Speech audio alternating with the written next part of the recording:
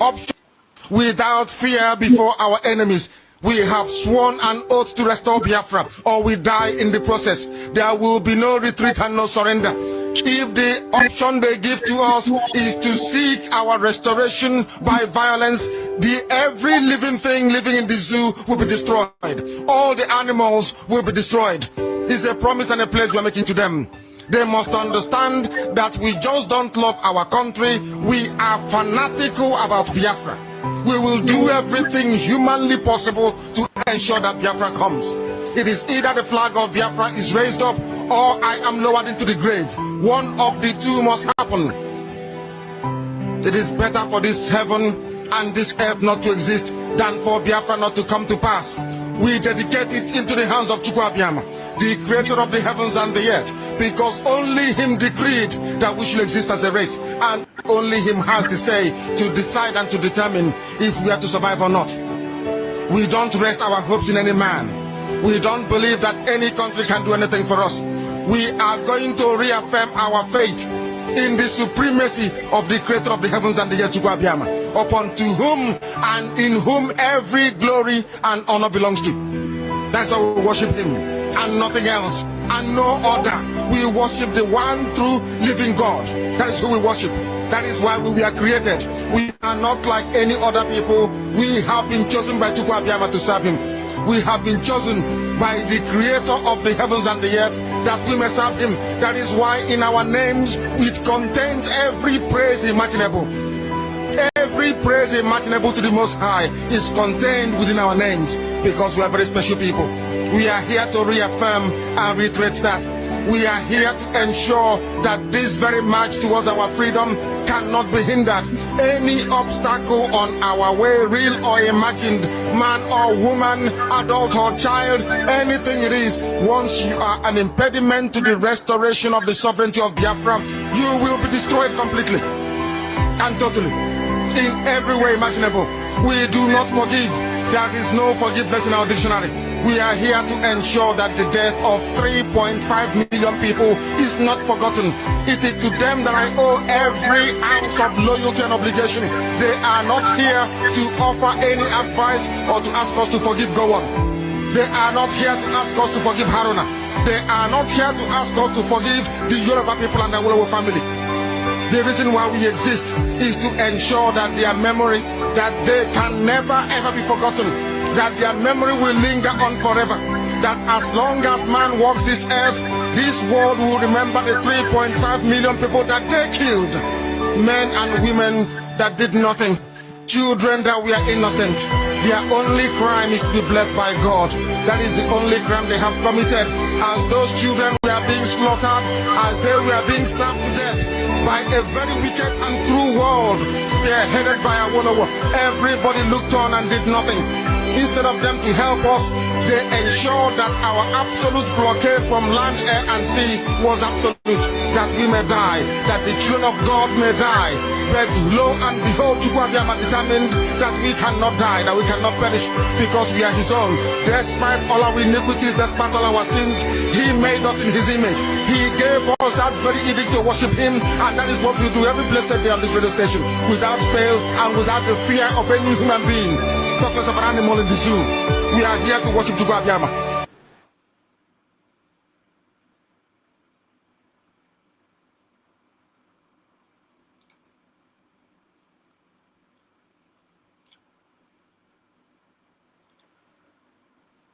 For where to park their cars or how to lock their gates. There are no angry voices in this place. Everyone is a good neighbor. No one argues about where to hang their clothes. No one fights over where to park their cars or how to lock their gates. There are no angry voices, no loud music, no complaints. Here, there is no competition, only silence. No one shows off their rank, their title, or their wealth. The latest car model, the mansion you built, your bank balance, none of it matters anymore. Your clothes, your business, your possessions, even your loved ones, left behind.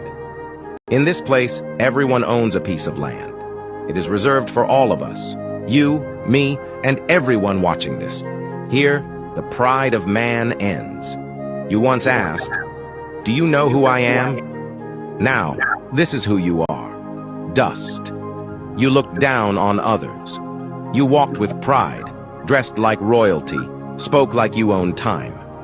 You believed your feet would never touch the ground. But one day, they will. Whether rich or poor, educated or not, powerful or unknown, we all end here. Be humble, live with compassion, treat people kindly, because when our time comes, and it will, may we end well.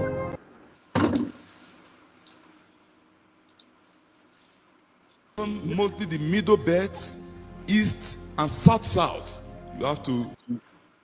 I told them April that the middle belt, the east, which is Benue State and the rest, they should get their own security. They shouldn't wait for the government, and they don't listen. Nation, mostly the middle belt, east and south. You have to stand up for yourself. That's what God is saying. Raise vigilantes. Don't wait for the government, because government sent those people to you. If they start seeing dead bodies, they will forget about economy. Wickedness. You should know that the politicians kill people to be where they are. And so they don't care to kill more people. Fight for yourself. The message was sent before the massacre that took place of them burning 200 people alive. And so there's going to be another one again in the eastern parts, and they are planning to get students from schools. They will go to schools where students they are, and they will catch them. If I talk, the prophecy that I speak does not take long to work. So I'm not just talking. If they play with it, in Nigeria, I'm talking to the eastern part, the Igbos. And I told you people in Imo State, Olu local government, go and get security vigilante now. You should guide schools, guide market, because the burning and the destruction that is going to happen in the east is more than what took place in Benue State. The Benue State, when I said it in April 13th, and they didn't take it serious. Now it's happening in June. Don't wait for government. This government, they know what they are doing. Get your own. The chief or Anez Indigo, all these places, please, where there are kings, recruit young men, empower them. They should have their own gun. They should guide. If the communities or the states have to be contributing a certain amount of money for them, let's pay them. Don't trust police, don't trust army, don't trust government to come and help you. All communities in the middle belts, mostly eastern parts. I say it again now, this eastern part of Nigeria. So you have to, your government, they have to pay people and raise vigilantes, mostly the schools, because they want to attack children, burn homes, like the way they carry children to Sabisa Forest. Those girls they carry, that's the same thing they want to do now. So make sure the security is your own security. That's how you can be saved.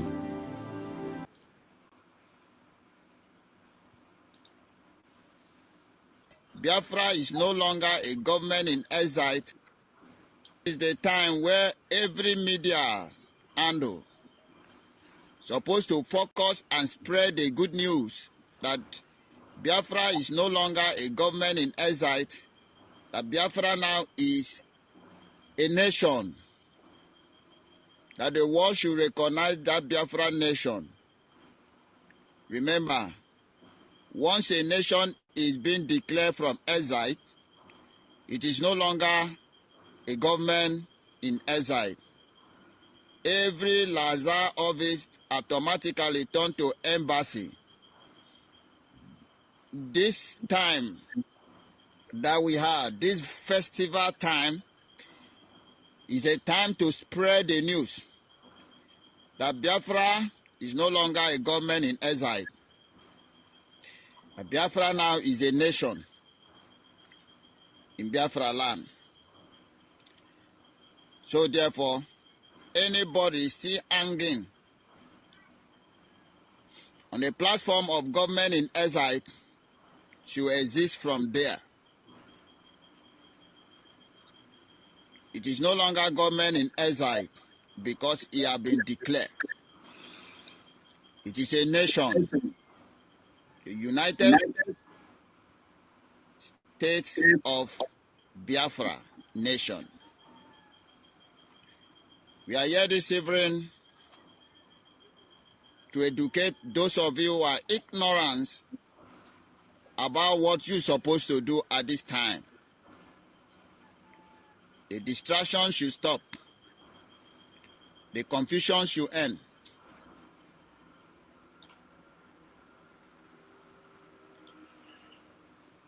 All hail the United States of Biafra. Thank you so much. Thank you. Thank you. Thank you so much. Thank you. Thank you. Thank you. Thank you. We made it.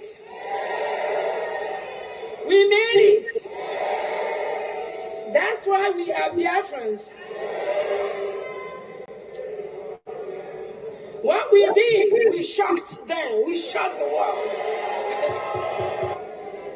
This is to show the world that what we do is not determined by an individual. When the spirit of Biafra leads us, we move non-stop.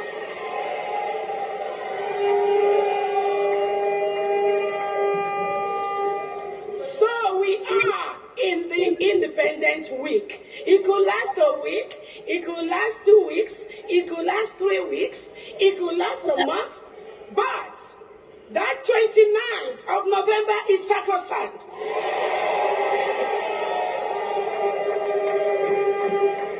And there was a reason Biafrans decided to shock the zoo, and we did it.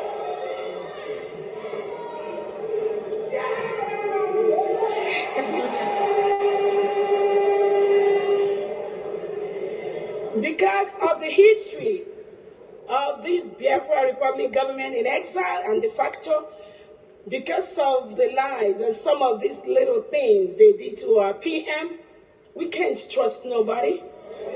We can't. Don't trust me. I'm not begging nobody to trust me. Yeah.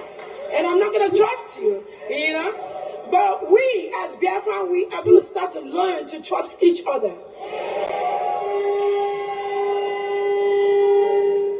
So, on behalf of our Prime Minister, His Excellency, the Obadobie,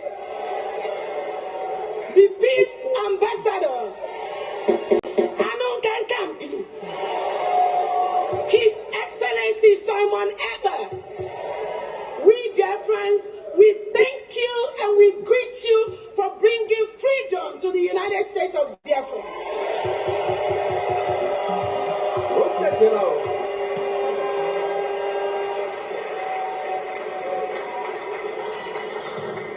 Finland says, with their local zoo agents hanging around Finland, that our Prime Minister is inciting us. Inciting is the word. And they think if he doesn't talk to us, if they take away his phone, if they don't allow him to talk to any of us, then we are not going to be incited, right? That was their thought, right? That was their mentality. Just like the zoo thought that when they take Onyendu and lock him up, we are not going to talk about Biafra anymore. Nobody is going to say anything about our freedom anymore. That is their mentality. So that little children's mentality that went into the Nigerian zoo government is now seeping into Finland somehow. But we have a message for them. If I am gone today, there are people that will be more deadly than me that will rise up to move this struggle.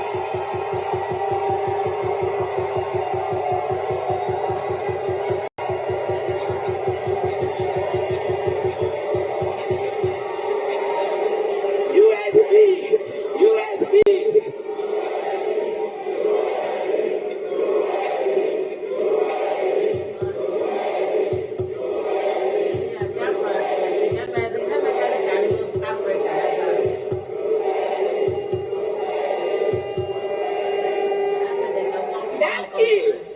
That is something they do not understand, or they do understand, but they think they can suppress us. They think with these little shenanigans they can down our spirits. They think with all those maneuvers for Africans to continue to be the slave to the white man, they can continue to reap our resources, drill our mineral resources, take our oil reserves by intimidating us. I have a word for the Western world.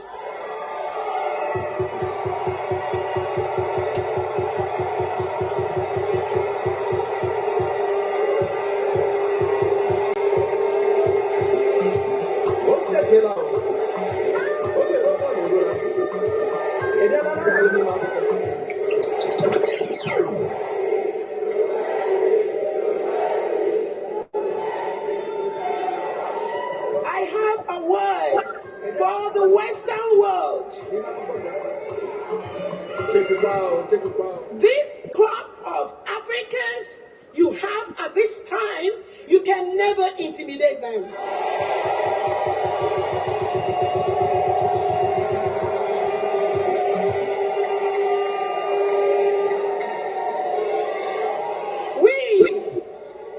We are fearless. We are intelligent. We are economically stable. We have the money to match you, man to man, fire to fire, money to money, anywhere you bring it.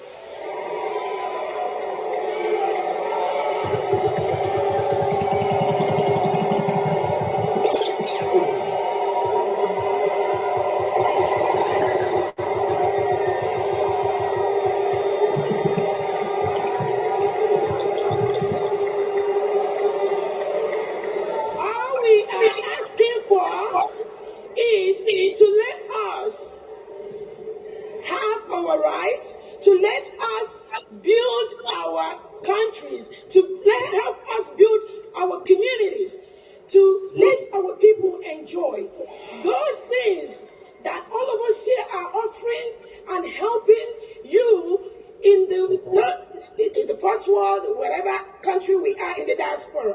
Whatever we are helping you to build in this country outside, we want to take it home to our people.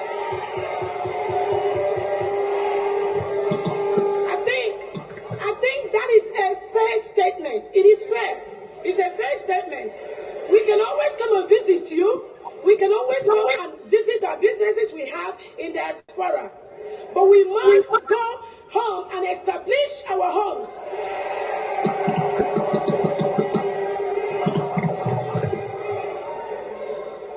We cannot continue to have the best doctors in the world in the diaspora, the best nurse practitioners, the best nurses, the best engineers, the best lawyers, and they are practicing in the diaspora while our own people back home, they are dying of high blood pressure, diabetes, basic health care. They are not getting it. And you think if you are working with any foreign government, just like Michael Rubin, our guest speaker, is trying to tell the international leaders right now, including Finland, if you think that these people that have been in Finland for the past 3-4 days, we have been in Finland, we have been making us, we have been talking, we are looking for those that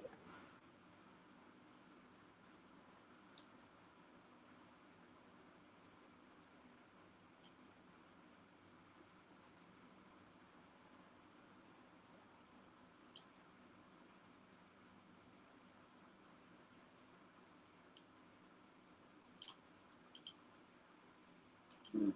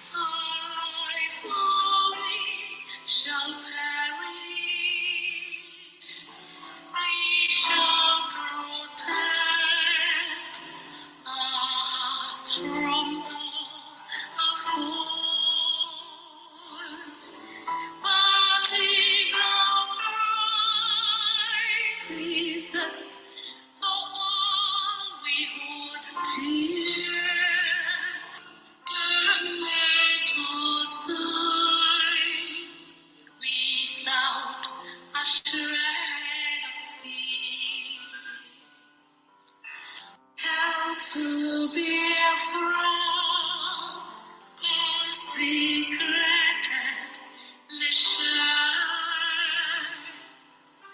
of fatherland. Peace be our solemn place. Defending shall be our dedication.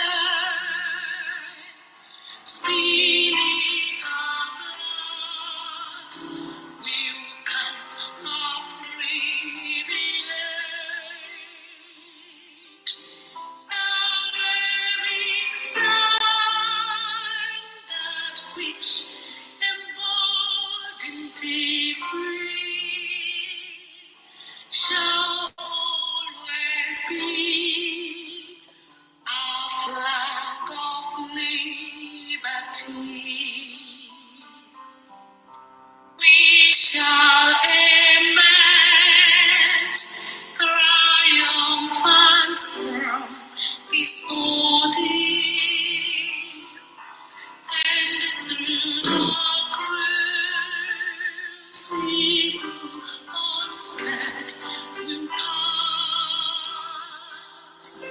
When we are poised, the wind of battle to yield, we shall remember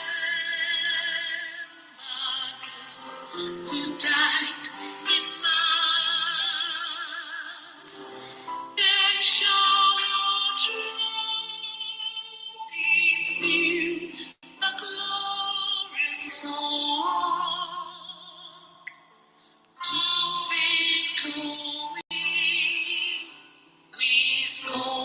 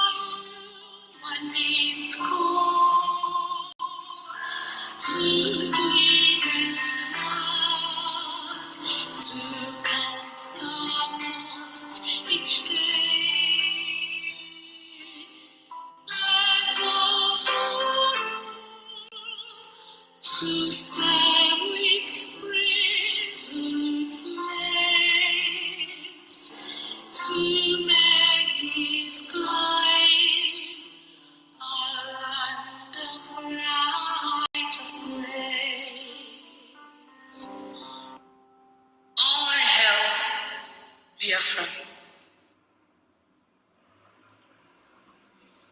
And I assure you that Biafra will come. That Biafra will come. That Biafra will come. Biafra will come.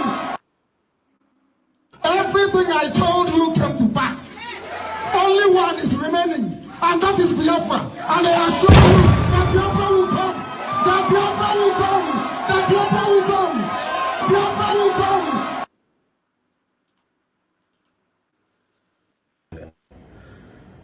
Now, without wasting time, this is Biafra Exodus TV, always bringing you the message of redemption and liberation to the hearts and the minds of our people. Umi Ife, I salute you.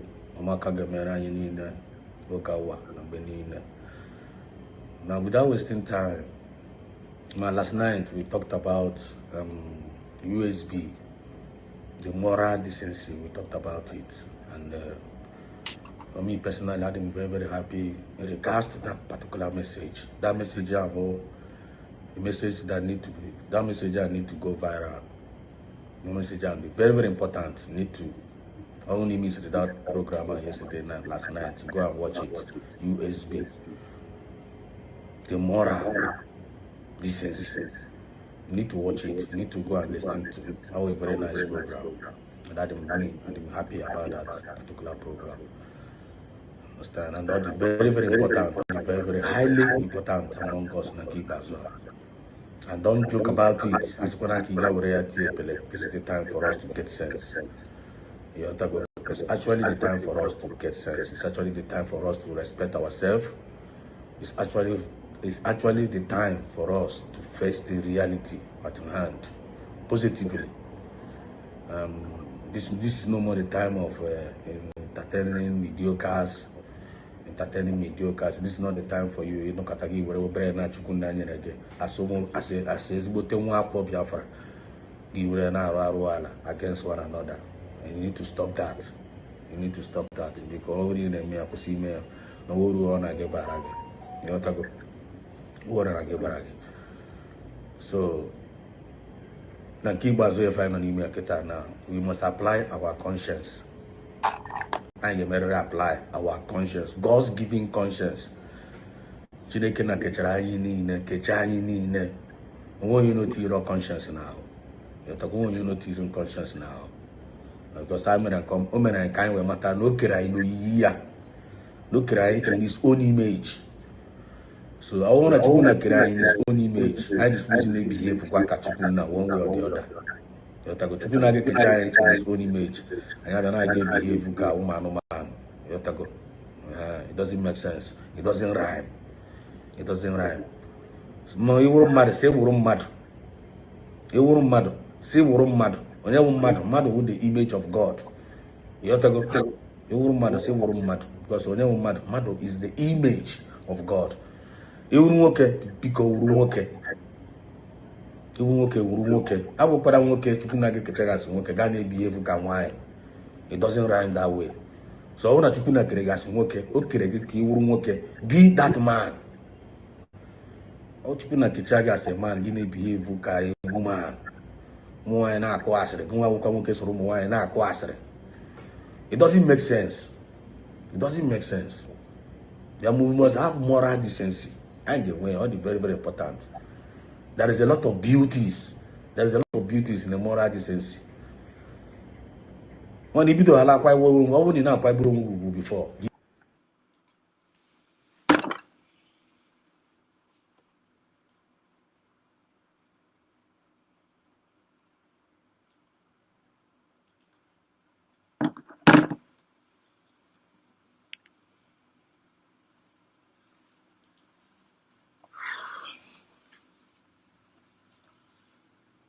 Yes, good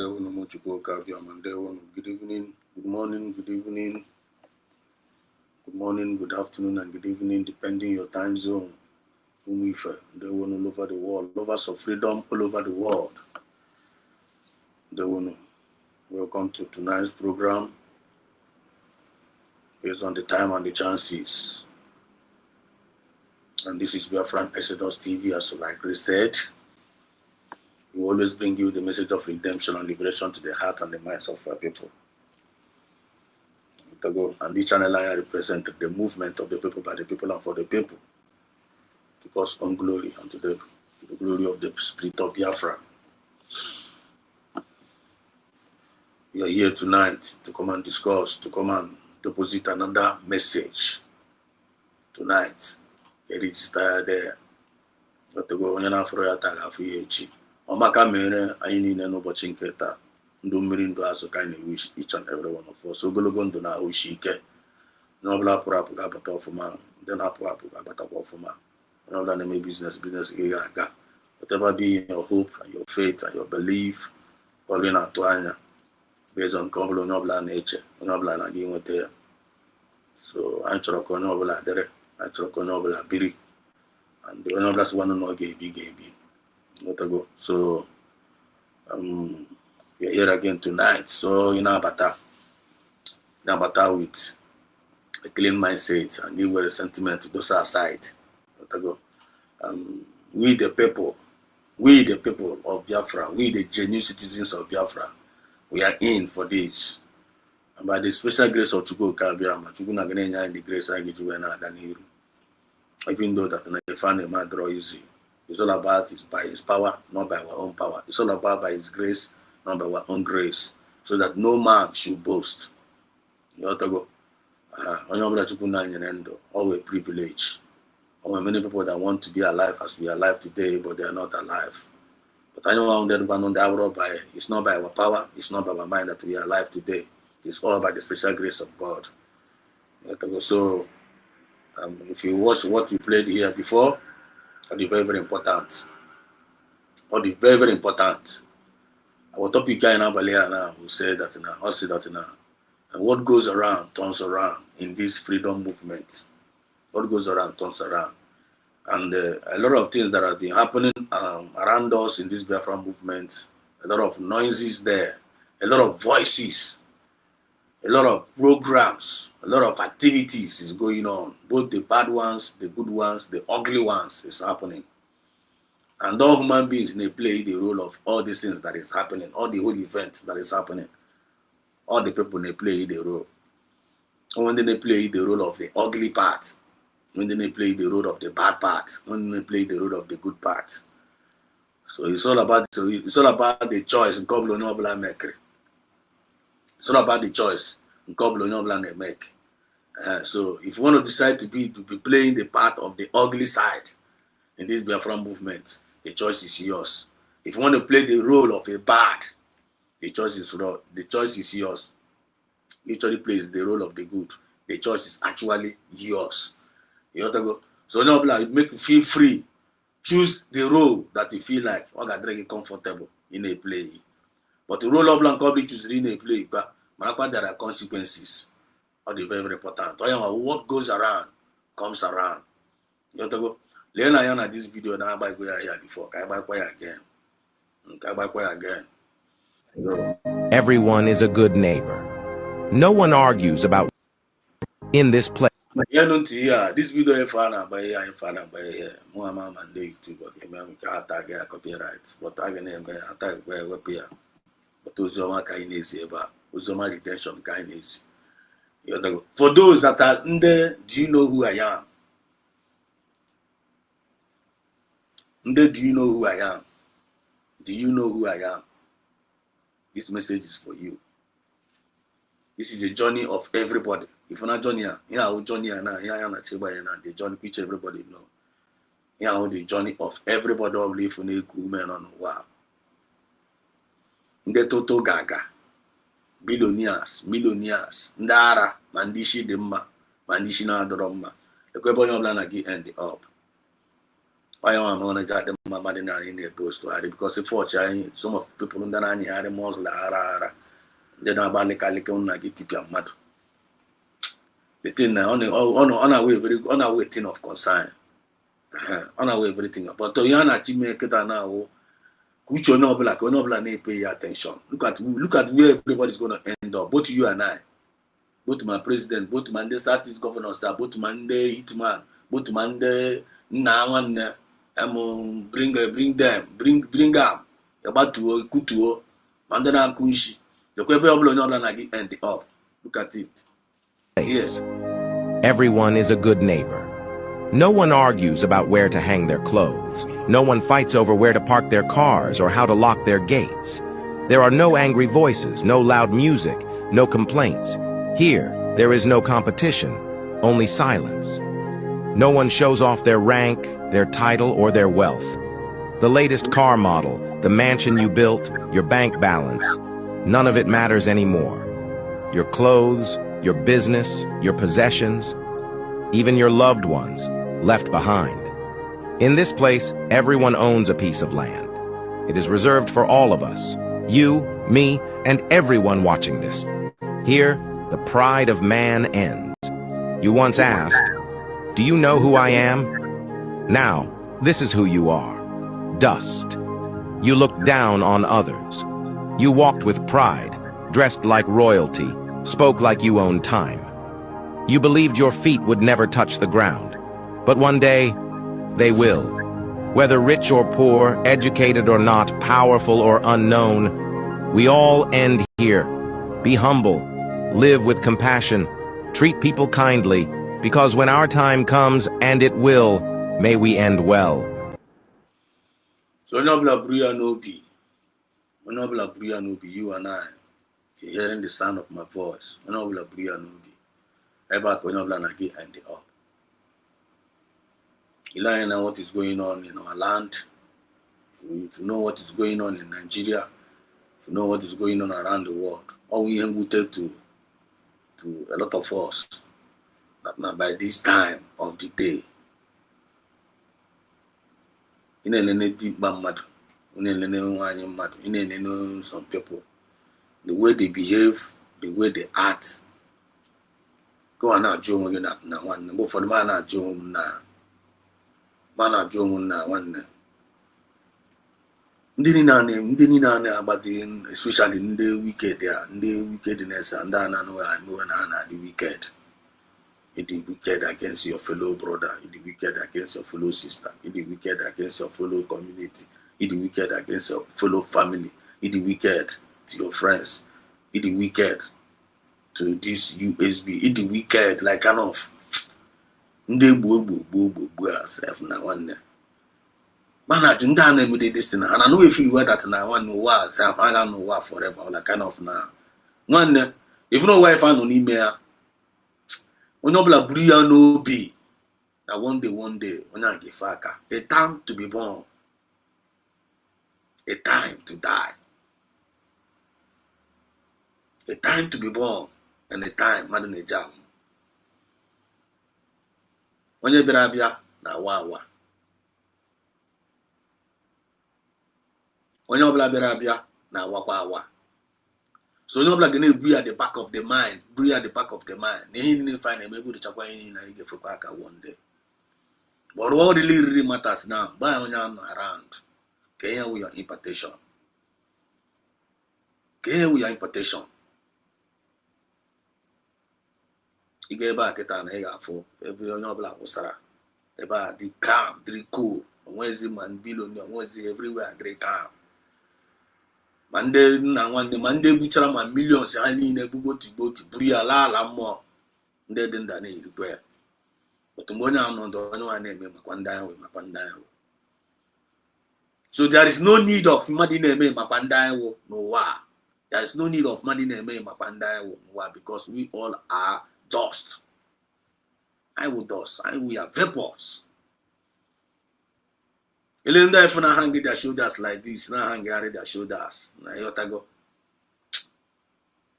You don't need to be shaking. You need even have I mean like kind of you. No need to take no nya na to gaga. It is was in a because the person is a dust.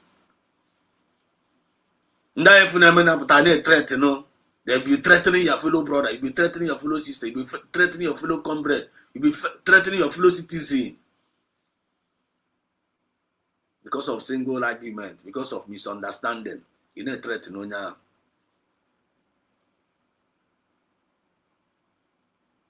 You end up becoming a dust. So what did you suppose you do when It is what you any position where name on.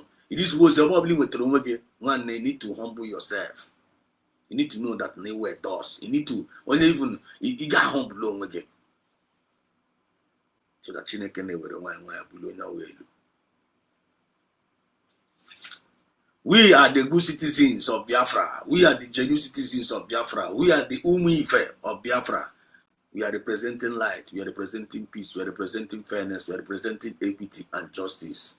That is who we are. That is our calling. That is our establishment. And nothing is going to change that. We must live to that expectation by the special grace of Chukwuka Abiyama and by the leadings of Biafra spirit. Long live Mazi Nnamdi Kanu. Long live our supreme leader Mazi Nnamdi Kanu, who have laid down his life for you and I, for the betterment of us. I'm gonna go your former, not to name here now, Valley. I see you, you see there, my brother. You're welcome to the program. I'm gonna go your former. And I said, long live Mazi Nnamdi Kanu. Unless me not genuine love, never our leader. No, unless you are just a pretender. Unless you are just deceiving yourself. But only with a conscience, I'm gonna go to Mazi Nnamdi Kanu former. Monday sit at home remains sacrosanct till the room gonna get better. And long live PM Samunepa for the wonderful sacrifice PM Samunepa laid down to represent when Mazi Nnamdi Kanu was not around. Played a very, very vital role to keep the struggle moving, to keep the movement going. He did not give up. Complete 3 good years, PM Samunepa was active on the internet, doing a lot of things. Sleepless nights, carrying the whole weight upon his shoulder, and all the people that are supporting around. Long live PM Samunepa. No matter wherever you are right now, I'm not gonna go former, not gonna go fondo, not gonna go afar, and hope to see you soon. You guys are coming out. We believe we have a very strong faith that we're gonna get better, safe and sound, to come and meet us safe and sound. All of you now you say you. You're talking my point. Nothing do you people. When you people did not commit any offense. You people are freedom fighters. You came to come and fight for the well-being of your people. And we, the people, really appreciate your effort when you put down for our well-being. And we're not going to give up. Because if we give up, waiting we gain. If we turn back, waiting we gain. So this little time and this little life I get make a positive impact towards one another in this our movement. All the very, very important. You're not going to say no gather up. But that little time at this Biafra movement to be pursuing this goal they find out pursuing. Nobody need to give up. Nobody need to lose focus. I suppose in the use here, whether that and make a positive impact in this Biafra movement. And if you refuse to make positive impact with this little life that you can disappear at any given time, you're making a very big mistake. I no remorse in whatever we are doing. On your phone, I'm on 1 year. I think about Blabba. I think you saw me, Esukwana.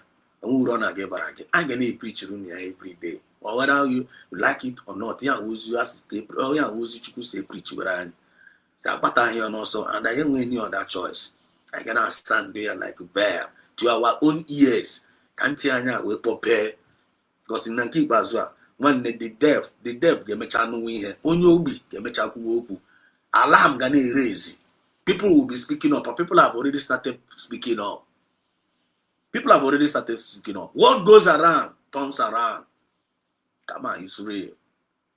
Probably not black or I know black now one by one. You have to go. Long live and all the genuine cabinet members doing wonderful job to make sure that the movement and I hold here and we are moving forward on that nation building. Don't leave the Tongo Zarabes and Kineme in Emetea. Even though nobody is perfect, perfect. God will raise men and women of integrity. Raise men of women integrity. They are coming in. More are coming in. to take charge of this movement. And God have given us all it takes to move this movement forward. It's all about making yourself available. It's all about saying, here am I, use me. It's all about saying, here am I, use me. If you don't say, here am I, use me, Spirit of Biafra get use you. It's all about saying the Spirit of Biafra, here am I, use me. There must something you must do. You cannot say no one can get many. Here am I, use me, Spirit of Biafra. I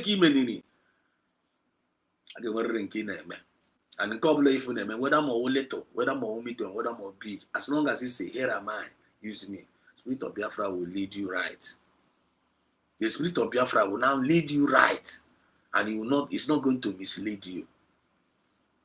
Always remember, a light of a candle is a light. Light will light. Man open light will light.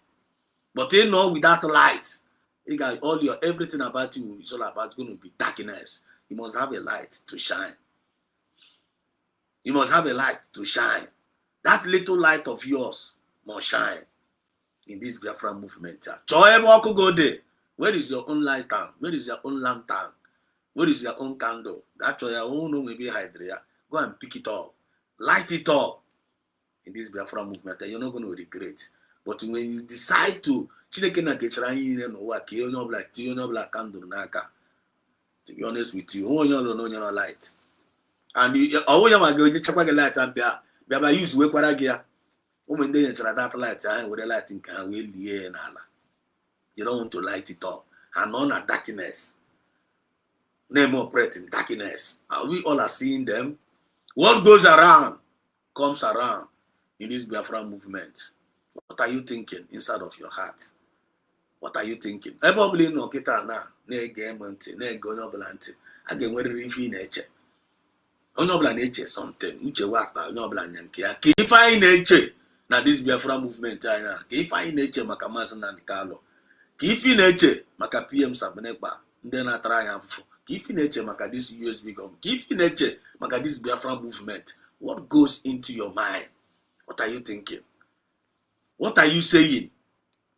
And what are we acting? No matter what you are thinking, that is who you are. No matter what you are saying, that is who you are. No matter what you are acting, and that is who you are. And don't forget, what goes around comes around. What goes around comes around. Alibo na barara orukwa no this man. Is Africa the master prophet. Yes, no Alibo na barara.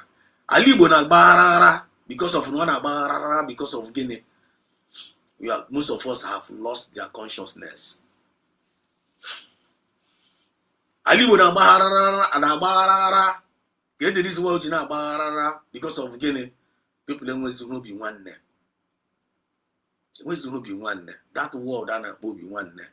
Most of us are getting disappeared from them. And with you be a quincy, will be a quincy not bad. And that will be a quincy family. He's dealing with them mercilessly. I check when I am my friend. Alibo na barara because of Guinea. Okochicho have entered into the land. Onobula, Okochicho. Ichochaku Okochicho ni na joy lucha and then I get end up in the grave. And I get end up. You are a dust. Egypt because of Okochicho. They say to your land ablaze. They say to your family ablaze. They say to your community ablaze. In the name of Okochicho. Alibo na barara today because of Guinea. Pride. Mpako. When the spirit of pride, now nobody can tell you anything. Nobody can advise you. Nobody can sit you down and say, you are not ready to listen to anybody. If it is not you, it will not be you. And all those things must end. But I know again. We must change the narrative. We must make things all right and keep back. So I want to kind of preach every day. and don't when I like the message. But I actually can you be halaba camera na kwasri. How would you every wage? I got the wasri. You know na agba egbo onu. Igbacha egbo onu, and then wetin happen? Igbacha egbo onu kuchasri ya. You want a solution? The kucha dey asri no solution on the ground. Owo na na akụwa dị asịrị akụcha ya ewere solution dosa ebe akụcha ya agbido kụwa asịrị end there with asịrị without no solution. Onye nwa ka m bịara ala Igbo na-agbaghara today because of gịnị? If you no be me, it no go be you. Why is it no man Nnamdi Kanu who the supreme leader, who that small boy? Some people say some people tend to know. So na mba ha ga no ndo Maazị Nnamdi Kanu were leader on to what level is he? Maazị Nnamdi Kanu nke si no Maya. Why would you ever know Maya? Why no see from Anambra? That kind of mindset is what is bringing chaos even in our land, because of some people's mind that they go totally corrupt. They will not the lucky balance. I see you. Some people have their mind that are totally corrupt. No, most of them are nature. Most of them are irregular their sound mind. Most of them are irregular their sound judgment. Some of them make bushiarism. It will surprise any more here. They will raise that little light on chipping and a candle. When we know ya, why the devil get dealing with that? Or why not going to dealing with some of us? That is the reason why he's dealing with some of us. In the midst of that, I go back. No, the people who know when you feel amen. Yeah? Onye kine koro, onye kine kukurano, onye kine deceive kwano, onye kwano kine na worry. Are you going to run faster than your shadow? No, you can't run shadow. You can't run. No matter how speed you are, you got to carry shadow also. You must face the reality. Here with the reality kita na. Ana akpagbu anya akpagbu. Ana akpagbu anya akpagbu. Anya we Igbo Biafrans now. We are being meted with hardship, suffering, slavery, marginalization. All over the world. Look at how we are being spread out all over the world. First as each all over the world. Internationally. Then on Nigeria, then when they travel, Japa, then obodo anyị fa no onwe ndị nọcha obodo oyibo 40 years ala rubekwa because of gịnị obodo adọrọ mma. Onwe ndị pụrụ na alata hụzi because of gịnị obodo adọrọ mma. All these things I dispose I know like this. I need sit down. I think that's all those things. Some of us I play nonchalant attitude. They play nonchalant attitude like no basarago. Nda na-ekwu maka this Biafra. You feel that now fools. You feel that now you feel that now they are wasting your time. You don't need to be seeing it that way. Yeah? No, this nonchalant attitude. What goes around comes around. Nonchalant attitude. You nonchalant attitude. You're not going to reap anything. Go to the internet now today. Go to the social media today. Go to what is going on in the international, in the social media now, even to the Nigeria. Go to there. Go and see what our youth are doing. Go to the national, international. Go to our social media. Go to TikTok. The Nigerian youth in the Can't watch it and they buy in the The okay. MP camera. MP camera. Yotago. I name me online dice. In a put like such a way. So see, I'm gonna call the alcohol to Namo. Yotago and a butcher bemo, Biaka and where I again where a neighbor. Only of the ladies, and I can't call the video, and I can't call no training. But I'm out that Ndo robbery, Gichana at their village, Gichana at their communities, not thrown up. People need disappear every day. People need disappear because Ebru's also, I think I see Kawupunko. What goes around comes around. Nonchalant attitude is destroying most of us. It don't concern you, but it will concern you one day. It will concern you one day. Oh, one of our sister that day now, boss say, neighbor one near. When I want a sister, a sister man over there, Oku Jima abo. Chukuna Gusikora, and they celebrate no Jima. And I told you, we take on like as Amuga almost 6 children now. The last one who's a Jima, if I'm not mistaken. And I was now neighbor go one there. eburugo nwanne ya kidnap na eburu nwanne ya na be kita na the first one nwanne ya nwoke ọkwa the same thing egburu egbuo onye nke anwụọ another person abịa burukwa another second one kidnappers nwanyị mmadụ na-agbagharị na-achọ otu so erezi ego ka ọ ga-akwụọ ndị kidnapper enye bụ ụmụazị nri a na-achọ ego a ga-eji wee nye ndị kidnapper ọ gị na-eme ọ na-eme na be anyị nke ahụ nke anyị na-afụ a lot of things is happening ịpụtara na-agbagbu ndị mmadụ enyi ha na-egbu onye ọbụla enyi ha some of them convert ya were the name of Biafra wee na-eme ya and ọ bụrụ ihe Maazị Nnamdi Kanu dunyere ha Maazị Nnamdi Kanu abịa create ESN si ndị ESN unu ga-agbagbusiwe n'ụmụnne unu o creatiri ESN ka e were ya na-eme ambush n'ime ọhịa ka e wee na-achụsịsị and invaders n'ime ọhịa Maazị Nnamdi Kanu nwezie problem ndị ọjọọ batazie inside the mist infiltrated the camp then na convertizie ihe Maazị Nnamdi Kanu hibere ka e were nepụta ha werezie na community criminality to offend Maazị Nnamdi Kanu hibere that thing now that is evil and it can never affect Maazị Nnamdi Kanu because o nwere good intention n'ebe anyị niile nọ. He can't twist his good intention. Yotago ka iwe tipia ị ga-etipia na Maazị Nnamdi Kanu no way my always divine man unless ma Chineke na awụrụ Chukwu nna anyị na-ekwu ya na-ekwuchi ike. Yotago a lot of people they are not paying attention. I even saw one guy preaching today one Nigeria one Yoruba. He was lambasting against the Nigerian government, telling the whole world that the Nigerian youth now have the most patient youth. Now one band also can funded Nigerian youth na ata. Now Nigerian youth are supposed to patient by this time of the day. Nigeria is supposed to by revolution. Yotago. By revolution, tipia obodo onye ọbụla nọ ere onwe ya, but in Nigeria na-eme suffering and smiling, everything na convert ya to joke. Mmadụ ga na-anwụ iwere ya na-crack joke ka ndị mmadụ ịma na ị na-anwụ anwụ. Onye na like igbo nwe eziokwu, they go to the internet, they will be doing rubbish things. Government unu nwere cannot even give you a plan. You go to school, go to university, no work for you, and still yet you can enjoy joy, you can enjoy fun, you can pretend they happen at the country. You put on the street, youth, Jew everywhere, boys and girls, Jew everywhere. Why na bakuna, can ezoyi, my picking pocket. Ejide mistake, Jido phone ebozi diji. Eme jungle justice, buy yoko. Ejide sende fulani, you got buy yoko. Get bro and begin pay to your fulani. Say one go, it shall be well with you. We don't touch you. Go. Ejide one nigga, go one nigga. All those things must stop in our midst. Now, I didn't go a government. I can our own government now, which is United States of Biafra, USA, USB in the morning, USB in the afternoon, in the night.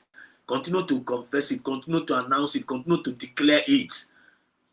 Probably gonna preach about it. Doors have been knocked. Also, new things will be happening.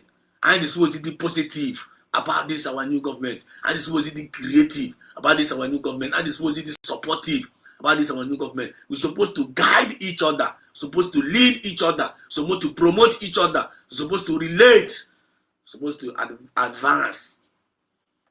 And this was in our focus. Our happy and again man another different thing. Because what goes around comes around. All these people sitting there all these champion demons ni na batagasiri na this Biafra movement na chọ ka we move forward. One day, ọkpọmkpụrụ ka ha na-akụ. Esokwa na aga na-aga mkpụrụ ọjọọ ahụ. If you call yourself a Jew, don't follow them till now against this after all and under the wicked. Make you follow them to the day wicked. One day, if you follow them, you get so how we receive the reward of the wicked. One day, man in our man this Biafra movement here. Continue one Roma. Continue on that turn. Don't give up on that turn because we have but a little time. We want to save our future generation. Here in the make it an impartation. With based on the time and the chances I will. It may try to shift to know that cheaper. And don't care on Tranaka. Are you getting the point now? Okay, no Trana. Now, Let me go. Nande Lucky Palace says, Mazi, our people don't want to hear the truth. They want to flow in the ocho, but not for us. The good Biafrans. We all know all. Yeah, you're right. Let me go to the speed update. Let me start from here. This update. Because I ain't gonna pay attention. Let's just start this message. Come on, over there. Enough we attack. That's how we roll.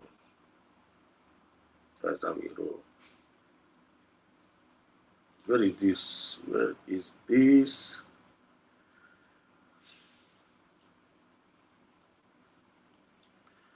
Look at here about now. This my mom chatakwara message here.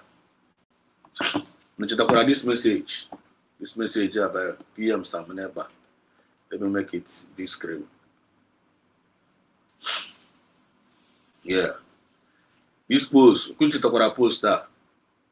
We will make sure that no blood of Igbo youth is wasted again by demonic ghosts hiding under IPOB. How can someone without an identity be listing Igbo youth for execution? Who made you a judge? We are going to end these murderous criminals. You have no right to take life of anyone.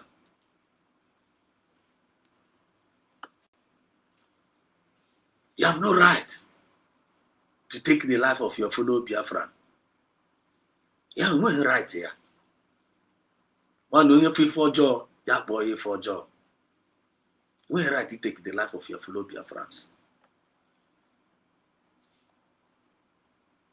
Before giving away life of a Biafran, one in a way life of Biafran onto one level, and you call yourself a security officer. It is supposed to protect the life of your citizen in a way life for him. When you commit offense, and a process, and a due process of any offense committed. You can't just in a matter, you can't say a matter just not commit offense, like you just went on just like that. And I mean now, and on a me. No matter what you believe for Omega, no matter what you believe for Omega, it's bringing a very, very bad name. If you want to bring bad name to this movement, you don't go work. You don't go work for that person. You actually bring bad name to Mazana Nikalo. You don't go work. You want to bring bad name to PM Samnepa because you have been affiliated, but you know, before. We're not talking that paint. You don't go work for you. You don't go work for you. I imagine when I go far, any evil plan against our leaders, any evil plan against this Mazana Nikalo, against PM Samnepa, and against the Tongoza of Beze, and all the genuine citizens of Biafra, any evil plans, you know, go work. When the only boy will do Biafra, you know, go rest. You know, go rest your entire life. You know, go rest. You become a vagabond. You got the restless to the room when I am.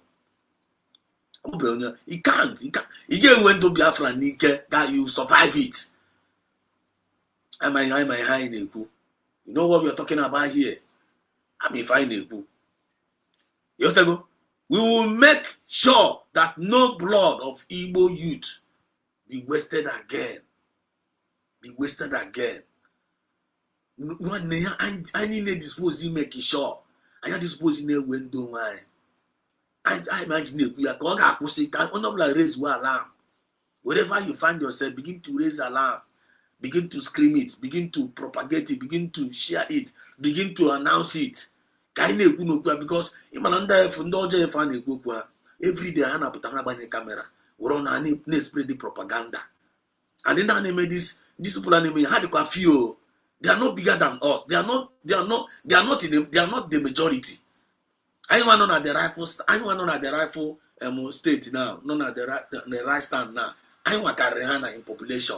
So go to anyone on the right stand, not with the light, not with the truth. They see a get it. All these few mediocre self now to as a group propaganda, they don't know basket mouth, and they spread the area Ashiha at the beat the truth. It could go me before.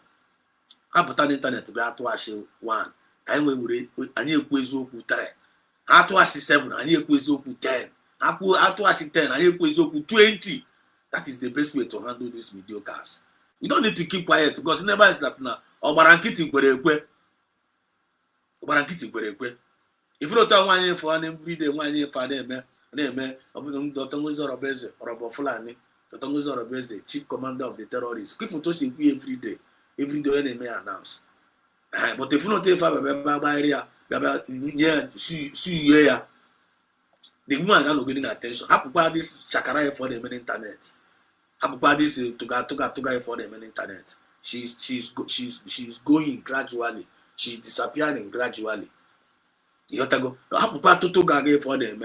Hotel for them. Una na anyobla na fire ya. Biafrans are dealing with ya. More Biafra they dealing with ya. Anyone they dealing with ya. Oko na agba ya na ho. One mekwa to gaga. You should know what is going through. Because when God made this battle, no matter who they are said, all of them are going down the drain. Because what goes around turns around in this freedom movement. Find on email. Let go. So we will make sure that no blood of Igbo youth is wasted again by demonic ghosts hiding under IPOB. How can someone with that identity be listing Igbo youth for execution? I Canaria. We are Canaria na China Samoru Gara during the time of Obatobie when he was around after the kidnapping of Mazen and the Carlo. I see you man coaches 02042 on the Madam Dewo. Thanks for joining me tonight. Yeah? I na China Samoru, faceless China Samoru. So no name IPOB. Onye mo onye owo. So of us ya ka na. China Samoru for complete 3.5 years on the neck of Saminepa. On the neck of na what's see list of Biafrans. You know say Biafrans. Ndene ihe okwu. He was just listing their names na radio Biafra. The Nigerian army na police. We say by as a killing field. Na ga egbu ndị by kokoko. If one say you go for you don't again, I got no wish a million Rinando. We battled it for 3 years. Samnepa was able to pause all of them, and all of them. A channel Oguna. The Tongues of Rebeza Batapona again now. And we got another faceless person in the name of Biafra Unite. Another faceless Okoko. No somewhere, I want him maybe that guy. I thought he go see here. I thought he do here. A coward. Look at what this guy is doing now, causing harm. Onye Zara Biafra Unite. Oma the meaning of the name Ozara. And that name man kita now a cause. That name man kita now who's the guy now a very big cause, but one idea. Hopefully no way celebrity. Hopefully no way giant, media giant. Hopefully that no one all will get a voice. But a man and the glory have departed from him. The spirit of Biafra, it depart to go from him or mouth. But whom we fema na nozi here. So they open if we naked that man and that guy until now. That guy is now doing more harm than good. Get on about faceless unite. For you watch analysis here, he's saying everything against the USB, saying everything against the Tongozi Arabese, but he still claim none of the Mazen and the Carlo. He still claim none of the PM Saminepa. What a hypocrite. What a hypocrite. Eye service. Pretenders. Everywhere. Faceless Unite is now doing the job of Sina Sanworu. Hi. Faceless Unite now who's on China Sanworu. On China Sanworu now no man. Faceless Unite now who's in now. And the whole world is watching the Biafra's name. And the time you're like you. What goes around turns around. What goes around comes around. I'm quite on this movement here. I imagine I say no about Waka Yoto. Don't go and soil your hand for no reason. Don't go and just behave anyhow. Don't talk anyhow. Don't act anyhow. So when you talk anyhow, you get anyhow. When you act anyhow, you get anyhow. When you behave anyhow, you get anyhow. But to me, they're very, very cautious of what they are doing. They know what they say. They know when to say it and how to say it. They don't open their mouth and talk anyhow because there is power and death in this tongue. There is power and death in this tongue.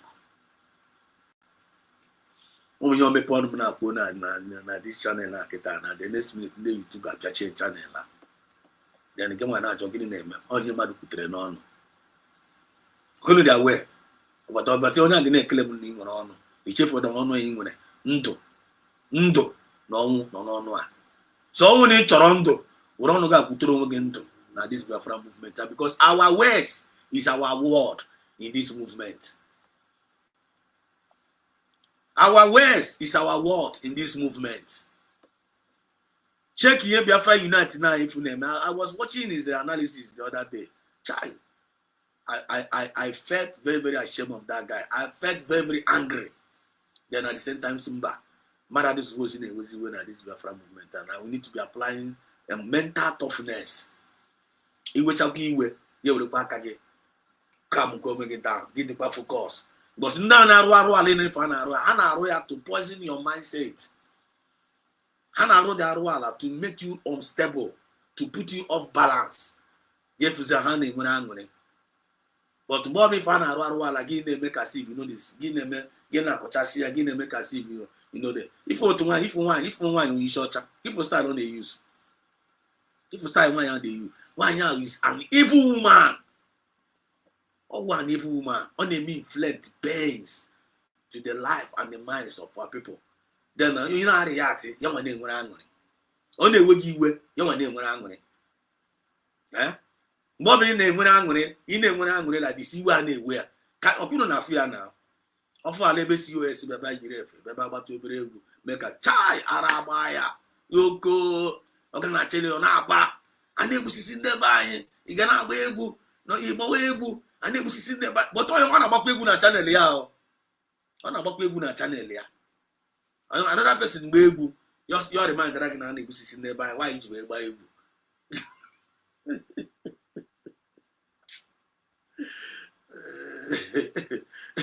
I'm not be with that kind of thing. What goes around comes around. Okay, but to do why you say behave. Our people are boiling with anger. Now why are they one hobby? Why are they TP? People are stressed because of why the woman that causes so much commotion. On causes so much commotion in our midst. People then man then we heart attack, man then we have man then we kidney problem. Because of wickedness of that woman. The woman name when they join, yeah, they celebrate. You see, they didn't go to Shara, no phone, no one to phone, no one be on your afro. On the near joy that you know they mean inflict pains to the life of our own people. Because of one hatred woman and every one woman. Because of natural and a cabinet. Because of Osus, a buyer boot, Troya Coco, Chitue and the kingdom. Young to somewhere the attackers of the world. Was about told somewhere to Equinsu and Afunanya. Now, cause you see, problem, no war. I want to name. Then the pain of our people, they near joy. Of here na chocha, just no need gingy. Of here na gingy, just no chocha. All no make it there. We know if for natural. But to my for if for natural, or two more mother, one when also. And that woman among that now one year for claim no natural, don't go to the base. A man at the Tongo base in the many every. A man at the Tongo base, they many every. Yeah, if man the Tongo base and buy on internet now, they see you for France. Oka just go away that only a lot of this on him. Oka just on a buy this thing. Come on, even why I need to go Tongo base in the line. Illegal with your banyoko. I will go me many people before people are now what they are. Why are you about illegal? Illegal Tongo zero by all illegal with your banyoko. I don't even want you a on the many but why am I not the many why are nani muscle? None call. We shall see. Only not call off all your breeze of fool. I don't want name why call. But on after the tongue the reason after no one name, but the woman and after no one name why. If the how devilish why now. Any paradigm ketana, see now the tongue is a yemen and all the tongue. That's what she's driving out to. And thank God. Now the legal system, but justice system of Biafra have taken a legal stand and smoothly on that government level, on that court level. Oga will run and we can't wait to see a prosecute to that woman. But it's very, very important. So now, Biafrans, people are not we innocent people. We must wake up. We must wake up. When you don't defend why your community, defend why your people. When the whether me will Biafran Liberation Army, or you can claim me will Biafran Liberation Army. Because some young I get by you never today. After I'm going to catch this few updates here. You have to go. Whether you claim money will Biafran Liberation Army, or whether you claim that Nandemadu Nebu, Mono Nebu Sindem Mad, but no Biafra. One day, I have a baby George, but by their fruit you shall know them. By their fruit you shall know them. Yawana Chico Wataruno.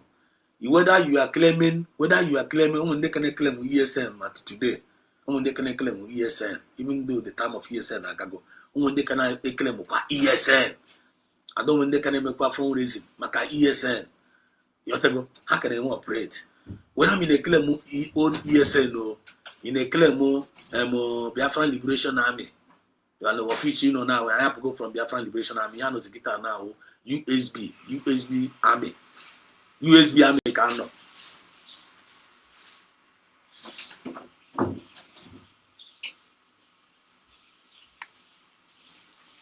Yan no kita now USB Americano ya kita now.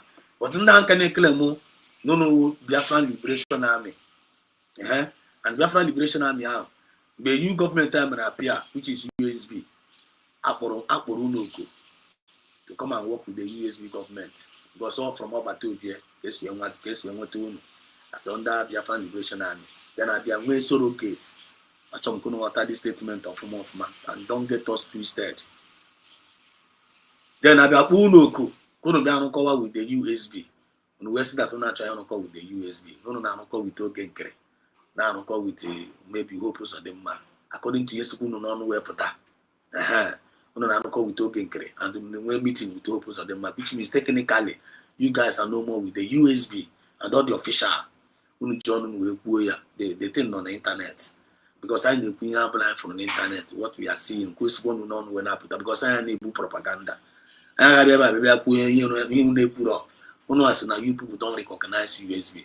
And that Otongo is not a Nigerian agent, no an enemy of Biafra. But we, the genuine citizens of Biafra, man, Otongo is not an enemy of Biafra.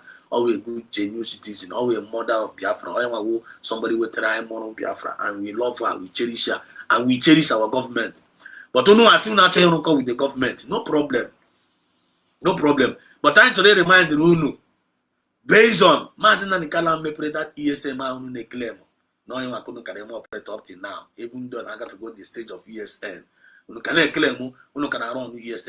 want to remind you guys, the purpose of Mazina Nikala will make ESN now to guide the land, to guide our forests,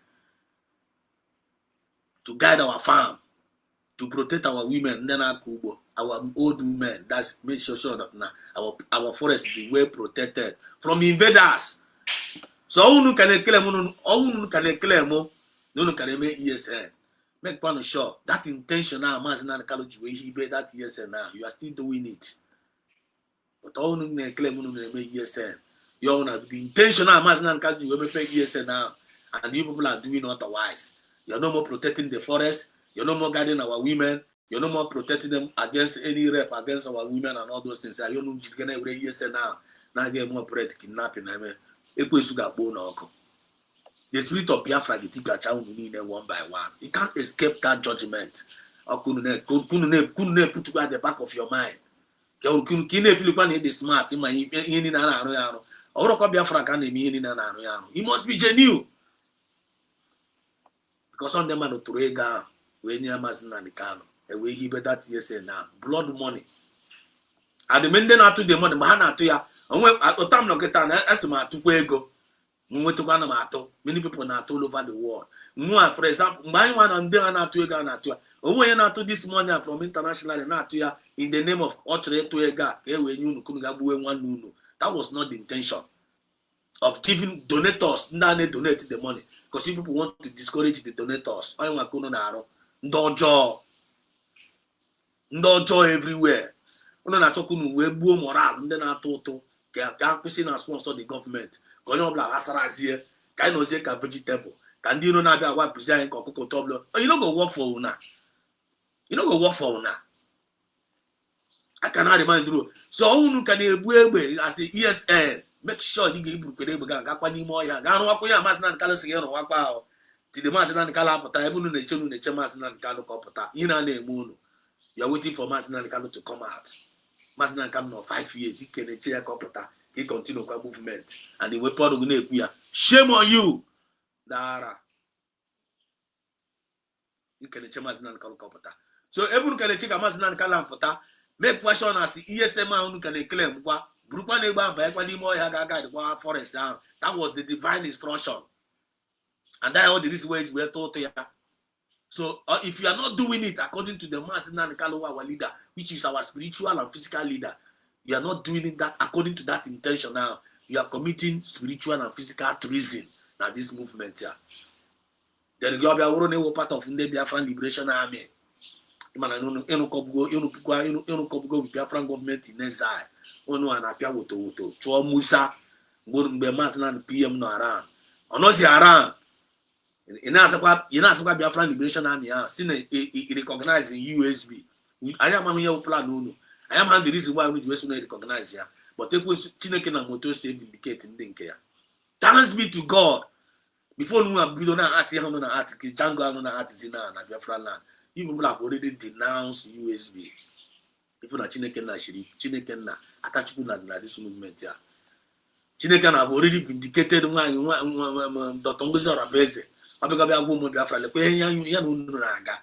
You people are not cooperating enough. No be ya de kwacha. Na aka de kwacha.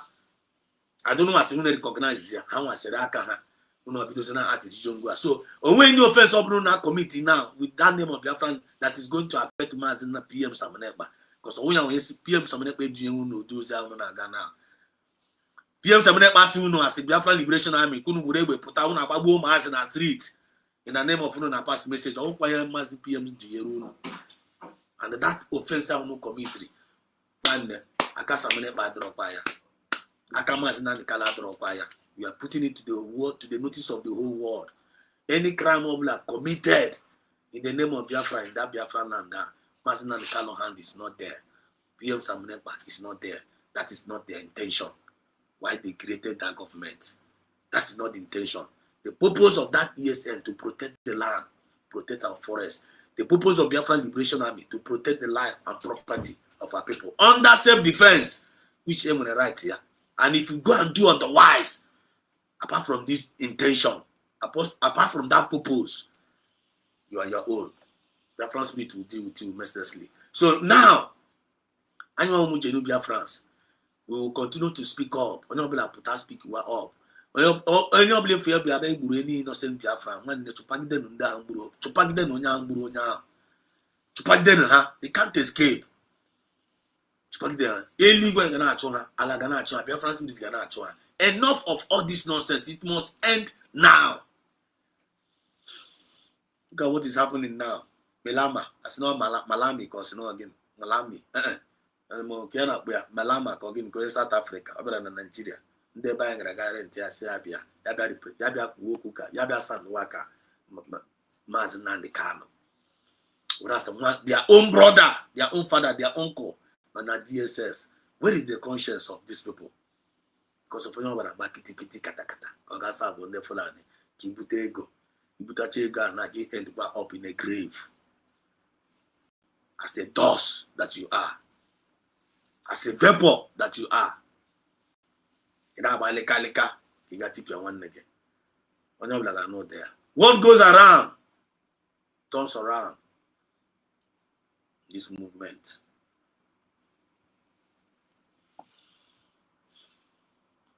The woman could choose. I see you one that could choose. And there man, the lucky said, oh, gentle, Yahoo. No, you know, right, take any life. Biafra is very, very painful. When you're black, why? Okay, may escape. It has done a damage control. And a damage control. After they want somebody who could be Biafran, we go to it. But now like an agent to me. Now a very big lesson to Nda, not to a freedom fighting. So could you imagine? Could you imagine? Because our Munegi Kaba Burabi. those 3 young children are now because of that's the reason why the Western like it now. This way, babu, no take say freedom fighting, no for cop, can those were money. We're looking for even that about Burundi Fulani, the Biafra Liberation Army about Burundi Fulani, Korokoro, Osuniana TV. As in then as freedom fighters. Opus of them are walking up in Imo State. Came in and Opus of them agape down for 5 years now. Opus of them can abide. And Biafran Liberation Army no can even exist. Eh?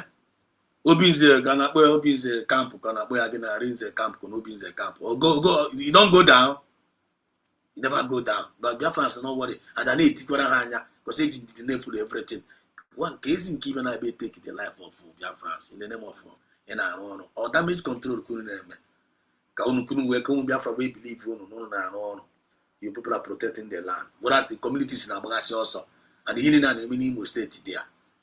Why is it not happening in Abia State? Why is it not happening in other states? Why would you run outside there? What is going on? One of that thing went on this matter because from there, when I give me escalate, you must end that mayhem. Now, nobody should sleep over this matter. God, what goes around comes around. Karma is real. This innocent blood they find out in Biafran land there now for no reason. Imagine the reason why they just want to bring the movement down. I'm going around but we are not going to give up this time around because I'm at the end of the day. I'm going to champion if they are doing it, now can they because I'm decentralized go. They know that it is the government have decentralized security. I want in a way he went. A decentralized go security. When I'm not in a state here, because why I remember announcement I say everybody should go back to their state. Go and work with their state governors. Over here, they're in charge. This group of people are they're in charge. Why are they decentralize the security onto what level? No one where they struggle. They started with Mazda and Carlos since 19 now no be you, will come yesterday. Like you come they give us order. That kind of spirit.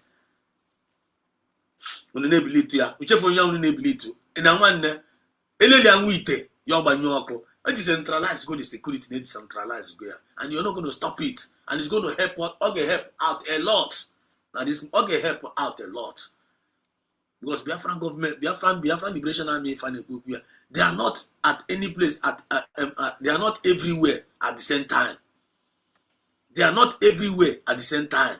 I want to something name in Abia State, Kitana. You want Imo State because Imo State back camp. You want something insecurity is happening in Abia. Go to the see from Imo State. Gawaga attend the Abia. It doesn't work that way now. By the time we get to the invaders are there. So I've been in a way. Each community is getting commanders when your security. You guide your community, you guide your state. Guide your community, guide your state. Guide your community, guide your state. Just like here, this man, they put back. Every video, no. A minute. Let me find it. Where is that video? Look at this place. That's the middle belt, the east, which is Benue State and the rest. This is the decentralization of here. This is the decentralization. Get into this man. Everybody, every community disposed, a big donor, guide by their community. Commanders and others, every state. Gentle Yahoos are joining with the USB government. Butus are joining with the USB government. But the USB government will not matter. Soldier go, soldier come. Bamu dim bakamu ibe. Bamu dike kana muki ibe.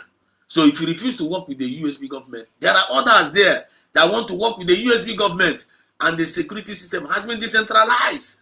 People are USB amazing recruitment. I want the way you were. Babushi Umaze to put fear in them so that they can no longer serve their nation. Gonobla Bawazi also. Gonobla was there Popo. Gonobla was there my Gonobla was there Agiji. Nanige Bruzebe. Jideze community Ginono. Nekele was the King Kong. Whereas we are not able to chase away. You are not able to chase away your common enemy. Give them a accommodate your common enemy. Na chusumu negacho. Then I took ego. We didn't quite give a guide the land. You will go at all. now walk against them. Then you see no other dragon number. Okay, dragon number. What goes around comes around. Yeah, if I need to about who's your match in the you when conscience, you when remorse. I'm a chabai runo at the beginning of this program. Now he didn't find a good. I need a one day. At this school job where back again, you were man that now king come and find art. This king come and find art. Not go back over. Not go back over. You're not going to last here forever. We are only but here, but for a moment. But for a moment. There's time to be born and the time to die. We're not if you get come one day.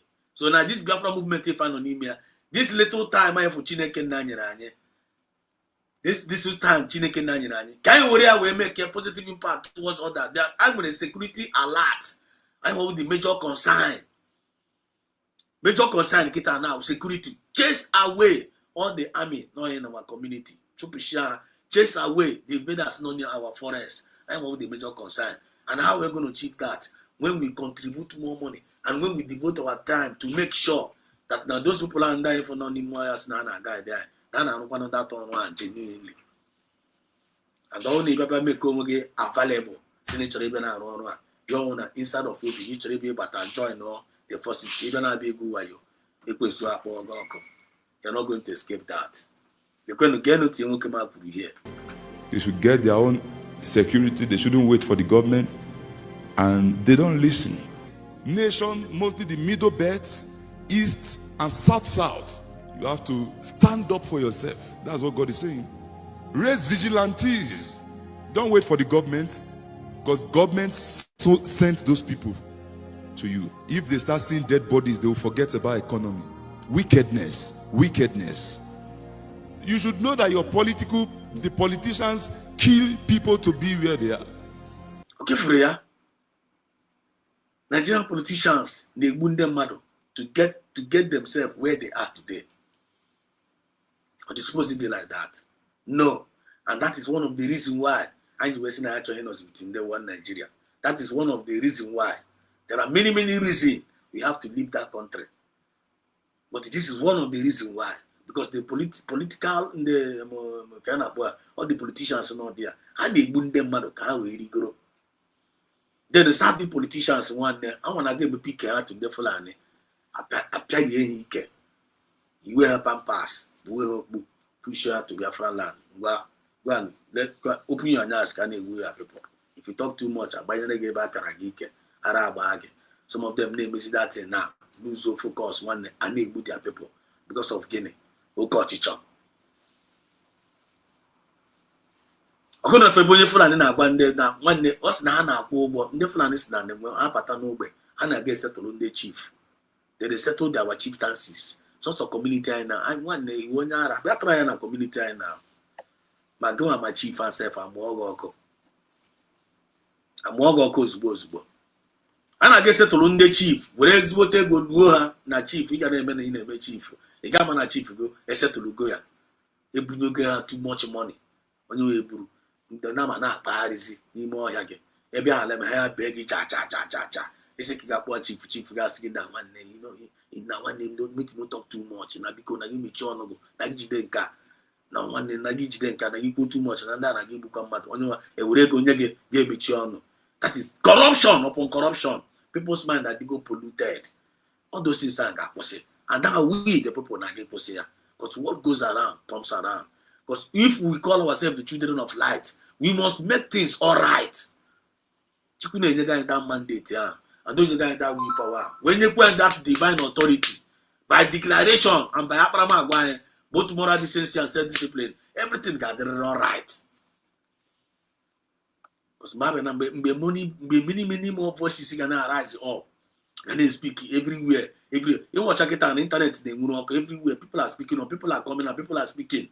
People are speaking up, more people are joining it, more people. The fire and again come up, one again may erupt in the heart of every Biafrans.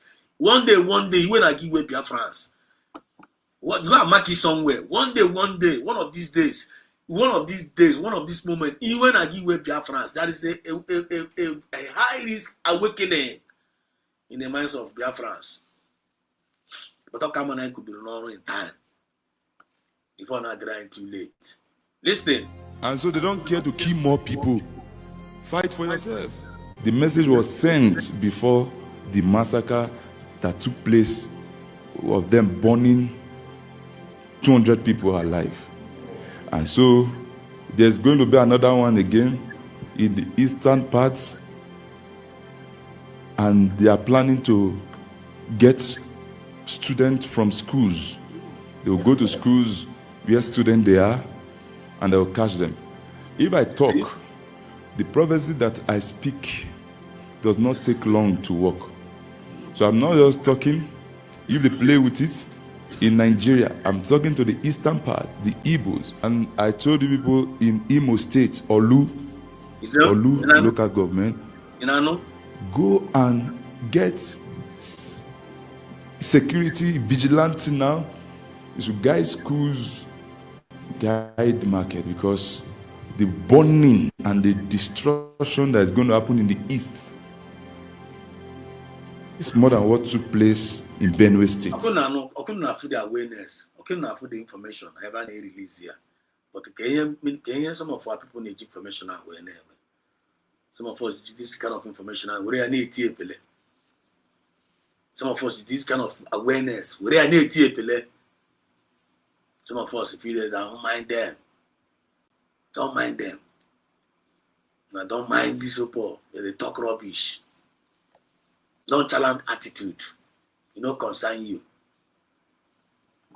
But one day, it will concern you. What do you hear now? Look here. Okay, look at this.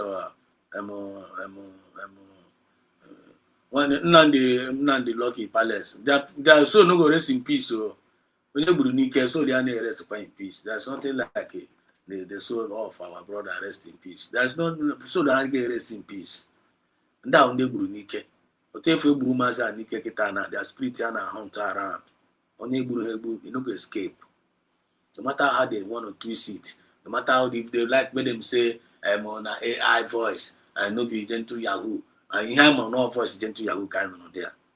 So gentle Yahoo see no wuro yanwa. Ya put up by a camera, ya see no wuro yanwa. I want on them gabi puchitere no. All voice ya can no there. And the voice gentle Yahoo adra abo. So I see no AI, no wuro yanwa. Let gentle Yahoo. Kona donye face ya make video. Ya ka donye face ya the bomb ya. Akwa gentle Yahoo nka agwara and the other day. I'm by spokesman ya. Now going that na hang no poison. Abi okwa first ka agbayere. Na hang on poison. Na anwu. Na Biafra we should pray for them. Biafra na be kwara ekpere. Na asa nwanne. Ya unu mere.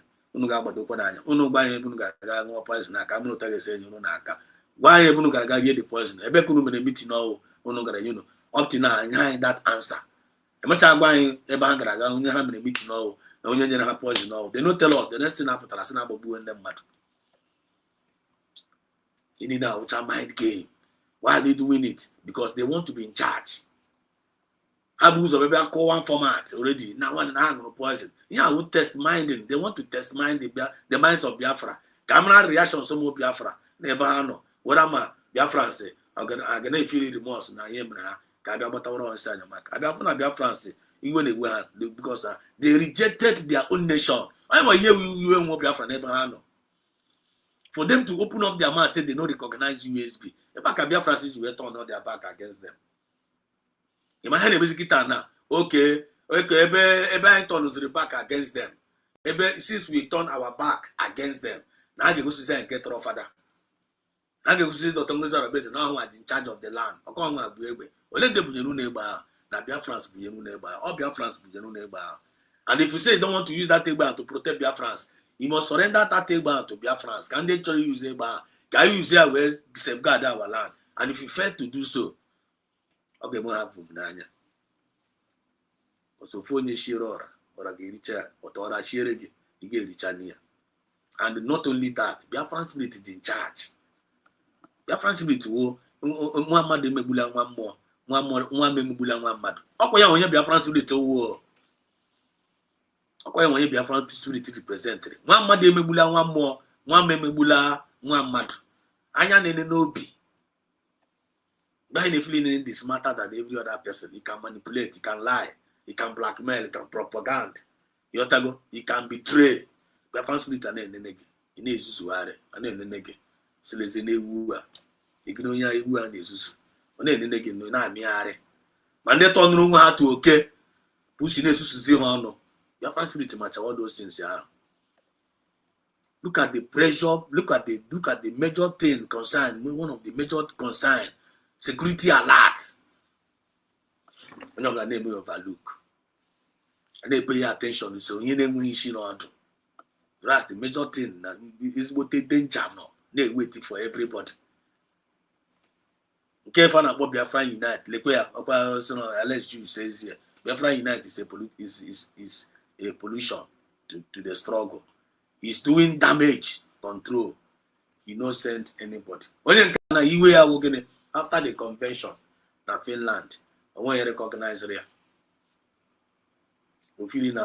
On them expect like a secretary of maybe on faceless man. On them expect like a secretary of information.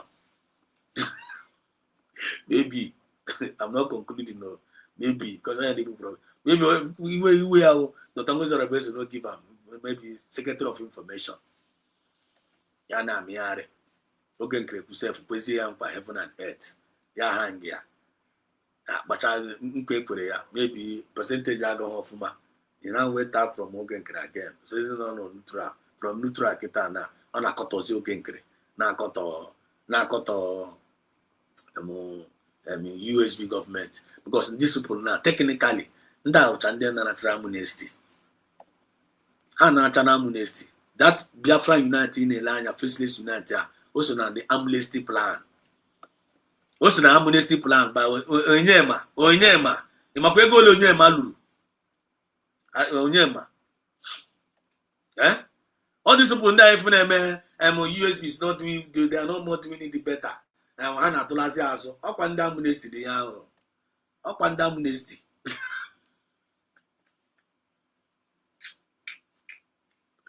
Okwanda amnesty. Onye gaga na cha amnesty na aso. Yo be na bia akoju ishi na USB na be discourage gi. Oye iga amakwa na onye agara na ego n'elu ishi gi. Onye agara na ego n'elu ishi gi na eriri onwe ego ya codedly. But na be discourage gi. Make you not continue the movement, make you not continue the struggle. Don't mind them. Now everybody is a fraud. The conservative is no let us wait for Mazi Nnamdi Kanu. One amnesty plan. Let us wait for Mazi Nnamdi come out. Amnesty. Because there is nothing like it. Let us wait for Mazi Nnamdi come. Because they want to keep them there till I need the week. The same thing in family was Rike. Can't you remember Mazi Nnamdi Kanu? The same thing in family was Rike. Can't you remember Mazi Nnamdi Kanu? Na keep as well. Na PM Saminepa. They want to weaken. I get do something there. Then I this a week. I want outside that this I chilia kelu. Otandas we Ghana nke was Rike. Actually their commanders. Gagami too was Rike Nigeria. You go. Remember, we see now when they see your commanders hands go up. Because the commanders are not amnesty. We go to charge, so I say one who happen was Rika idiot. No was Rika. Man, no bag the men on the ground now. The commander was Rika. Say one there. Na keho was Rika. Ego leku was Rika. They do themselves. Which way no di moya. It's only them freedom. I said, don't ask us that. So just tell us. Why are you risking your life? Nimoya. Mara wagi siga no Nimoya again. Izuzuru. Was it can use your brain? One what can 5 million do for you? What can 20 million? Or maybe what can 100 million do for you? Inu sheko. Apocha saying are you going to give us the same thing Ogen did? Get in town my biao. Wazirike go look wazirike na edu na one ke na risk na life unu buru ego aga were lokote ezunu na ya na apo wazirike that you know one Nigeria. There's nothing like a Biafra. Instead of you people doing that for nothing, what can 100 million do for you? na one in that's one of his yoke, kind of an egg. Attackers will sell all their conscience, sell all the struggle. Actually, hiding it like that, Chigana. Now, one if was in the case, all of people will give up. I got man was in there and I have. That is no ya catch with TPO was rike. Ya catch with TPO myself when one natural death because of getting amnesty. Akwa the same thing now ka ha mekwara ma ndị worry na ka na akpọ ya kezi afa this guy for nke APC akwa. O mekwara ndị worry. Mgbe ndị worry na-emekwa militant the same game ahụ. That's the government, let me handle these people. No way go. I got where go brainwash and the militants. See what will happen now. Where can you go now? Can you not cut down now? So no name this kind of thing. Yeah. Can you go? Can you where go baro? Can Nigeria near one Nigeria? Now call natural. Bruno ga happen in military. That has me confused and down. APC where Abuba. And not quite the same game man. Naka alloy Jimako. Alloy Ojafo. Alloy Jako Chere Konelu Masina de Carlo. After kidnap Mazina and Kal, you want to play the same game. One, if you can get Mazina and Kal, will make you a billionaire. If you can end this struggle, end this movement, you become a billionaire. I will Mazina and Kal Kuchie. Somebody pa when you call that on that amnesty, somebody pa Korea. Koya la livran and at amnesty, but do Hanolu. Up to now, you wake and well, Makaya somebody pa. The same thing now they want to do. Nanki Baswa. Okay, great. After the redeclaration in Finland, okay, great. The same amnesty plan now. They would go west. Okay, great. Okay, would go on the CRC. My mama Dabua, go all of them. My mama now. He bought all of them, bought their conscience, bought the medias, bought honey in. So some mother about for sitting bar, we go 247 and they choose survivor. Go and go 247 or Kita now. Where am I way? Amanku Mosuku, Nakua, Amnesty, or I we don't understand. We are not concluding. But we have so much big respect for Go 247 and Chuk Survivor. And I pray wherever they are now, may the spirit of Biafra guide them. Come make their initiative work. All these years now this struggle, may they never lose it because of confusion, because of somebody poison in their mind. May the spirit of Biafra lead them where God make this mistake. Sana de mama do tacha afo ikocha aka ti aka ge jare okuko eze o yen joro njo. May wa labor na this Biafra movement may never be in vain. Look at security now, a lot happening in our land. Amadole ne pay attention. Kitazi now. The same organ crown, we ga buy and they see Arusi, but all of them. Let us, war against USB. Wow. War against the Tongos that are based and the national amnesty. They started bombarding. And they went format. The task when we format in Cape Berima. In Kenka now, or about Fulani. Because of Martin and PM Samanek by Egberima. For 3.5 years, Egberima. Another format, Kita now, goes on about Fulani. Getting to 1 year now. Or about Fulani, or about Fulani. Terrorists, call him terrorist, call him, because all the measures to be done on them. People get wheezy with Sinamba, how do you tired of this movement? To your tent, Israel, which is plan C, but it's not going to work. And don't like you, mayor, or God work. We continue to debunk all their lies. You're supposed to debunk all their lies day in, day out. You're supposed to be declaring in your job, now, you have lived now, got off man at this Biafra movement here. Now, go make sure you join no guy. We're not going to declare ye. Now, go for. Believe it. What comes to me every day. Everything that is not planted. Now, this Biafra movement. Any good fruit, any evil seed planted in this Biafra, let it be uprooted.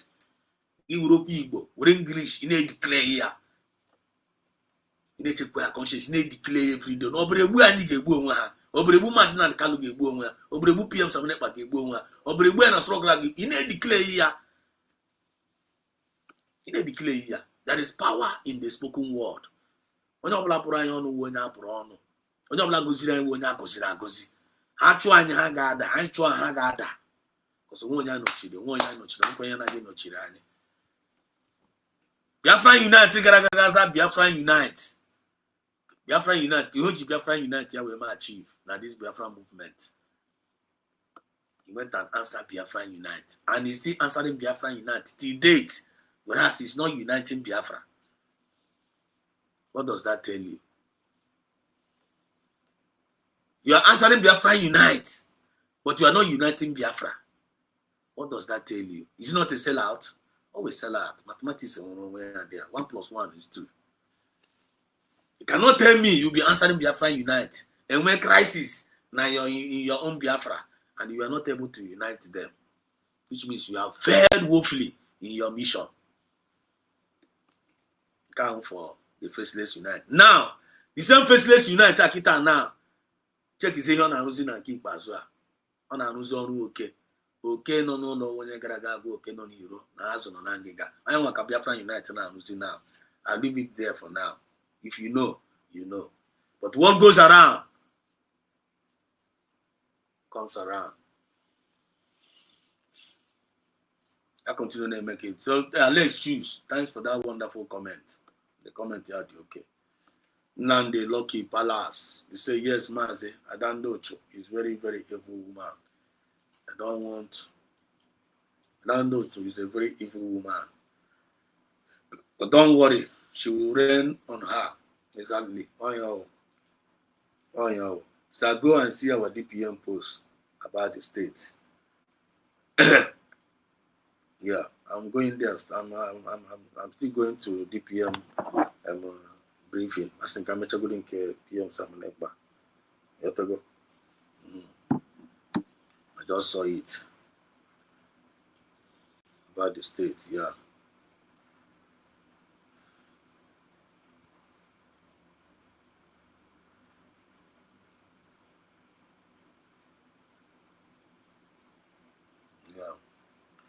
I just saw it. Okay, Godwin 247. There, my brother, you're welcome. You are very, very correct. They want to be in charge. All these things is happening because of decentralization. That is it.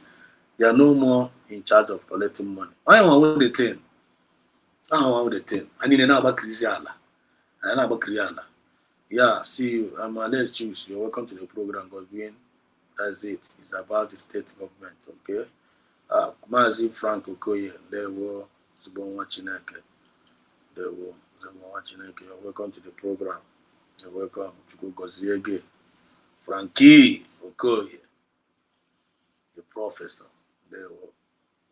The greetings, Biafrans. Frank Nekelono Muife. Us in there one on the million dollars to each of every one of you. Happy you, man. There were Momio, and they were very sad. They are conquered, my brother. They are conquered. They are conquered, my brother. So share the program. Joe 4, not to Jamaica. Yeah, Joe 4. The Front United is playing orchestrated card. That's it.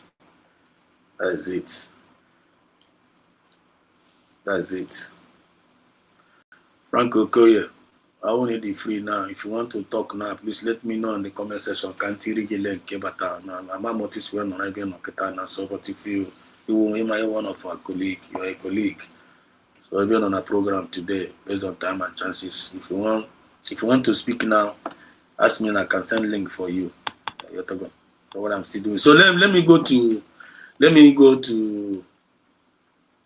go and read out some updates. But before I make this update, I can watch go this when I want to listen. The Benue State one, I said it in April 13th, and they didn't take it serious. Now it happened in June. Don't wait for government. This government, they know what they are doing. Get your own. The chief or Anez Ndibo, all these places, please, where there are kings, recruit young men, empower them. They should have their own gun. They should guide. If the communities or the states have to be contributing a certain amount of money for them, let's pay them. Don't trust police Don't trust army. Don't trust government to come and help you. All communities in the middle belts, mostly eastern parts. I say it again now, this eastern part of Nigerians. So you have to, your government, they have to pay people and raise vigilantes, mostly the schools, because they want to attack children, born homes. Like the way they carry children to Sabisa Forest, those girls they carry, that's the same thing they want to do now. So make sure the security is your own security. That's how you can be saved. Make sure the security is your own security. That is how you are going to be safe. If you are waiting for Southeast governors to come and save you for security, you are making a very big mistake. If you are waiting for Nigerian government to the army to come and defend you in your community, you are even worsening the case. We only have one choice, self-defense, and we only have one government, the Biafran government. And then we go state, go and work with your state governors, work with your state commanders, work with your community. Make sure you know like an APR more here. Make sure you set up the youth. Kana gani more and APR na search the more here. Attack my community say me. And ye na abale. You have to go and searching our forest. About the kidnappers, you know, and I would touch one by one. They tip one by one. That one the thing.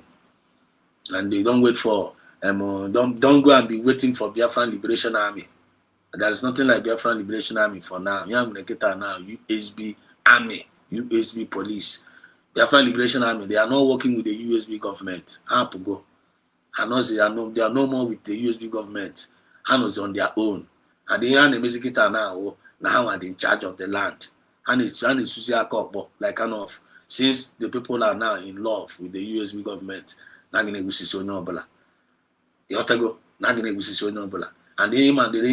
now the last battle, in-house battle. I'm in Israel. Now I'm in Israel. Some people say they want to remain slave. They started fighting each other. I'm in Israel. I'm in Finland. Maybe you own actually men at Biafra and only one name now. One against one name. And I gave about the fine Ndikwen and the Ekwen, Kana Bazia now. Now, me, if no be me, no go be you. So now, USB government and they go invoke. And if you don't want to cooperate with the USB government, you are working against the Biafran spirit. And they watch out the operation in the USB government. One, they got no get a kana, but like kind of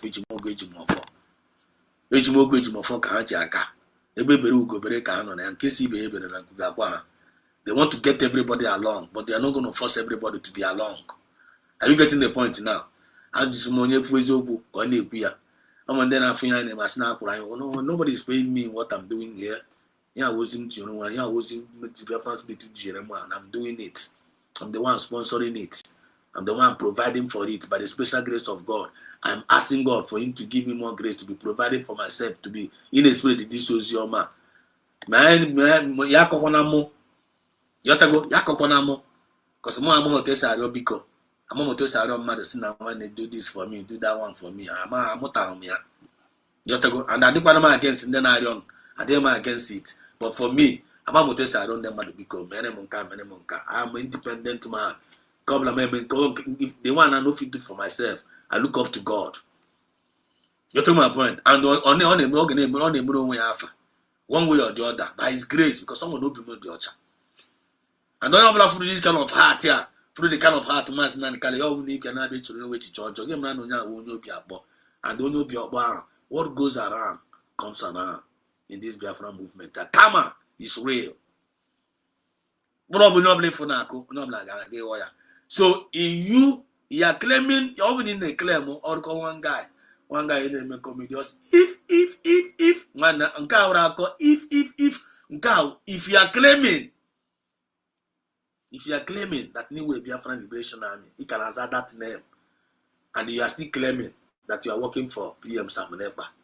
You are waiting for PM Samunepa to come. You are working for Biafra. One name, PM saying, one gave Biafran Liberation Army. Akum na nihe mo anego.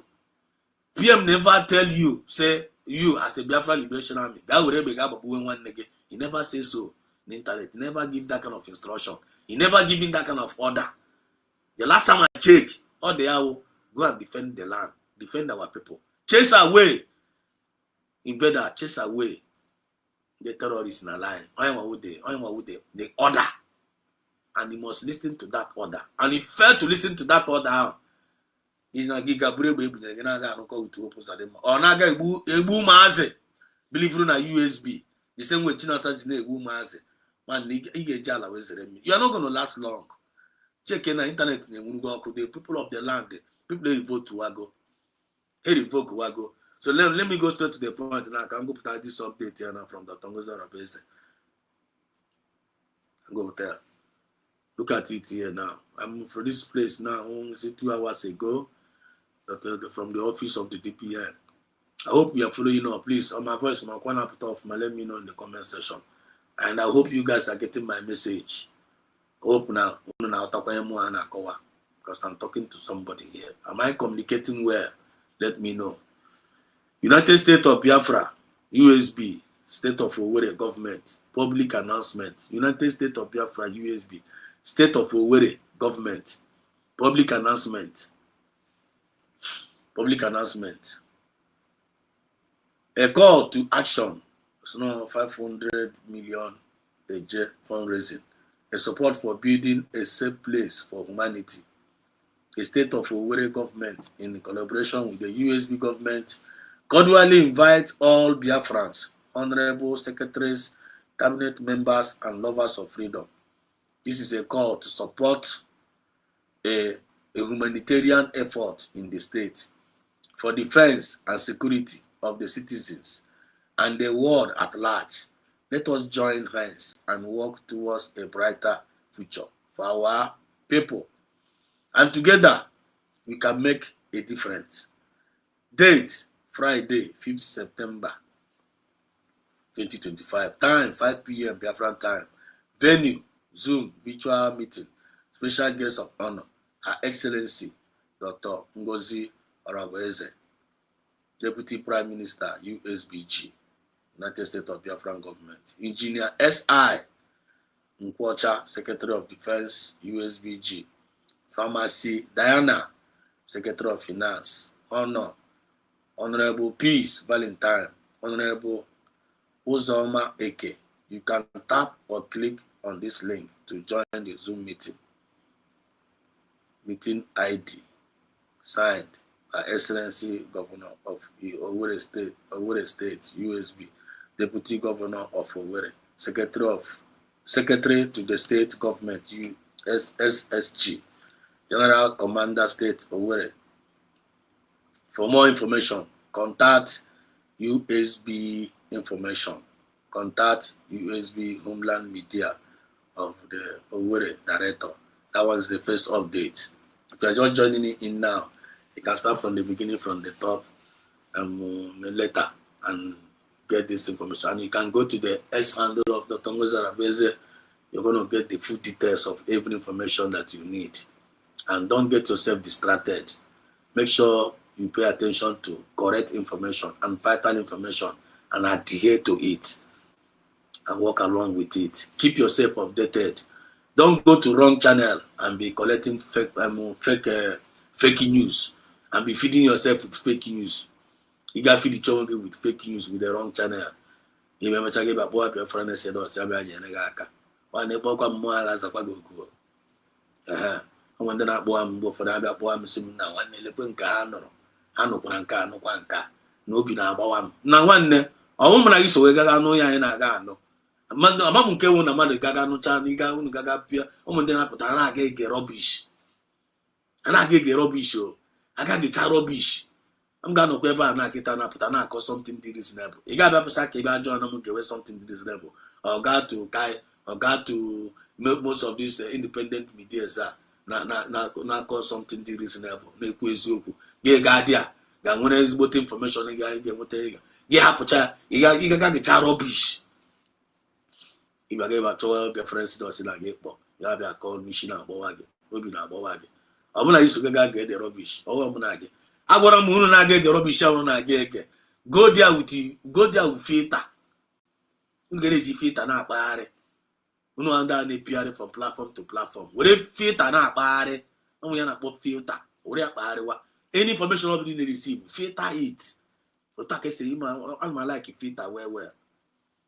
M ga-anọ na kitchen na mụ na filter na-adị na mma. I'm telling you.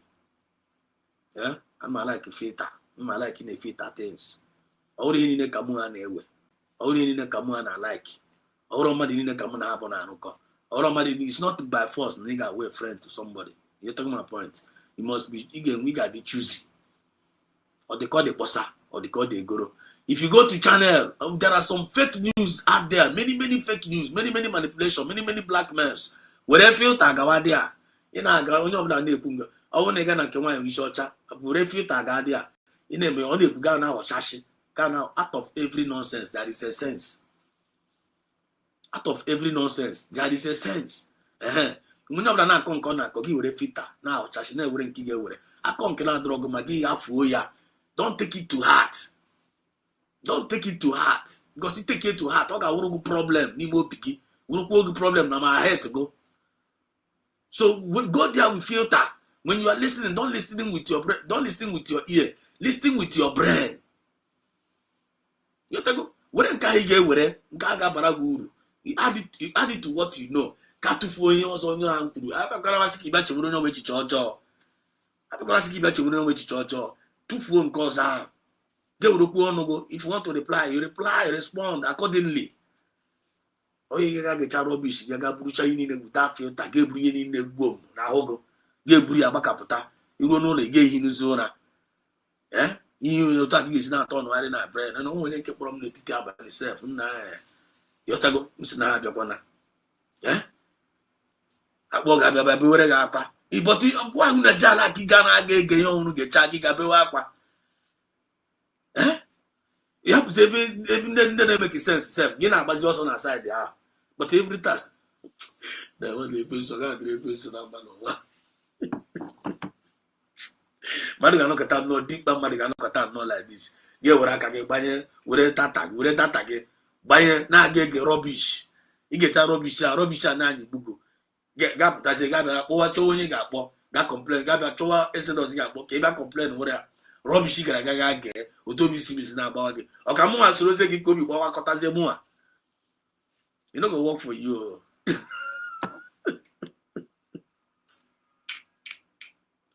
I got walk around here because I pray to God Almighty. I'm not gonna buy a castle now this time around. You can't check the charo bishi. You show you can get up with where we are for a rubbish. Application and get you in. You know the uncle wickedness, so uncle witchcraft. We shouldn't get the rubbish, they no go here. Mwega group filter ga, filter ijipu ga. Give really the guy no there. Gaga wiki dosa. Why you should check crowd no in on the job which you do no again. One animal I listen to her. I'm going move for the maga party, maga, Masikanga, maga, with him to you. You're talking about no more actual feet that are very good. I don't need to sit there and listen to all the rubbish on it. I just want to come around the state, you know, to also when I'm on a weapon, when I'm on remorse. Yeah, come and get checky. When I'm a issue on a continent, when you go there, monitor what he's doing, but not the state of mind there. But I'm on a weapon child when they won't buy remorse. But all this one, I check the woman never got any remorse. The woman if to go. Or they totally out for destruction. And the Bible says also suffer not a witch to live. So I can declare in Elushiwa, you can declare here. Blow if one you chair for Nakona, this Biafra movement. Why you shot or child one by one? You don't escape. We bushishi, now you bushishi, now you deceive Aroma Jan. You can't deceive G. He can no longer deceive any Jelu Biafrans anymore. Now this Biafra movement. Second update from the Tongozora Preze. Our DPM. Second update here. Then when the State of the Union, State of Nation Address, Independence Anniversary. live on USB radio. Friday, 29th August 2025. This week. 7 p.m. Biafran time. 2 p.m. Eastern time. Excuse me. US and CA, Canada. You got to go. So then I would updates on state of the nation address and independent anniversary. So because on Friday, go to the X handle of the Tongoza Rabeze. The information is there. Save the date. I wrote that day. When I will get all down, get into the state of the nation. You got to go. And probably whenever you listen to Tongoza Rabeze, I don't know, from the government, you always go home with something. I hope you guys know. Nyabanaka, Aneje, and then some car updating cause that 23 hours ago, of which this one I did go in the public domain so much. A lot of us I did get aware. Car about Maka when you short when I just not to pay over as ought to pay one in short. That's a breaking. Thank YouTube and the French court. The journey just began. The journey just what? Began. Understand the man, the woman. Kaduche the woman. Kaduma na padopa. Man, you ought to go.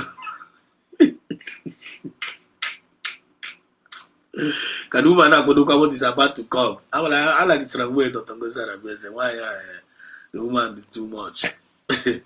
Yeah, that is all somebody called. And I like to say meetings here.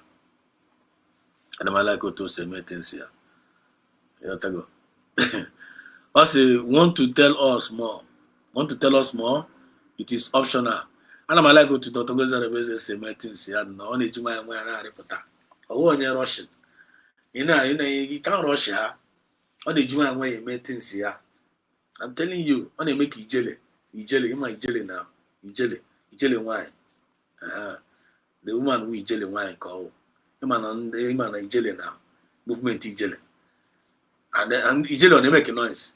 Jelly make a noise. I can't say bia. That's why they had a bugu heavyweight here, bugu laddie. Tagi egi. Is claim when seen a wagwa. Jelly on the Mary agua. I want a Mary jelly. I come my house no way call back. Dr. Gozara Rabeze uri jelly. What the jelly got tap? You know why I get tap? You know why I get tap when you short why you short time on your woman Korea? Actually, you go on na station here. Hey, I'm able to not form a fake smile, fake happiness. There is no peace for the wicked. When I'm for the wicked, I name peace. So I'm the woman able to be on channel. Like, man, I say, why yourself? What the mother did yourself? Automatically, man, I technically want peace. The woman will be in a body, or won't be in a man. But to be honest, when I form fake happiness, fake happy. Or you can fake happiness, eh? Somebody now know like this is also your nature. You able to acosta destruction. Go to the same with peace, eh? So that is it. So the woman now, by the new update and update on the woman. Can the woman now onto akwa aka agwaghe bi na ageda onye nwakọ na-eme nwaanyị ahụ na ọkwa aka ọ ga-agwaghe ebe ga-ada ka the woman adịkwa prepared. I hope you are getting the point. I want na nwaanyị amara ihe na by this time. Nwaanyị isi ọcha, I know say they watch us. In the magazine agent ndị na-edigasị to channels ka go and listen to them, know that when they are talking about you ekwu ala about you ha ekwechiri and they want to hear your side. So unu kọtụrụ no side ya send ọra nwaanyị isi ọcha. Why you shorter? My humble advice to you. By this time now, it is supposed to raise the fundraising now na channel God now. And we bring a good check. Okay, now me na uncle with Jani.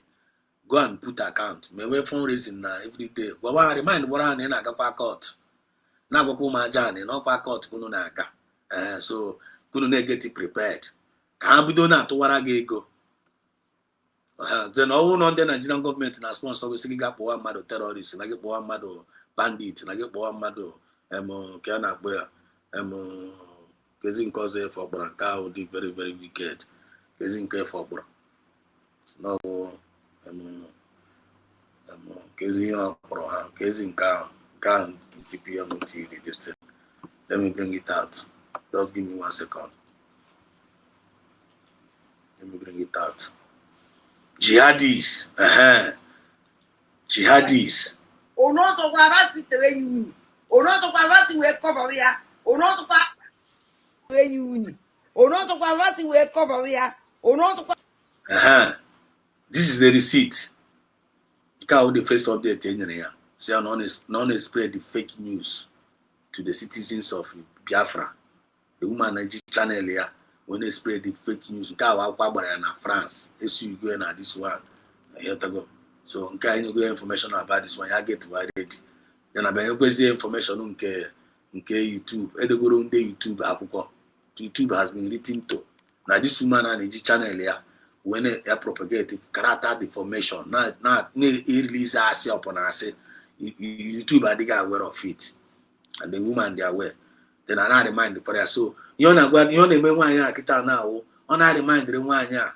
This is what is about to come. Now you need expect.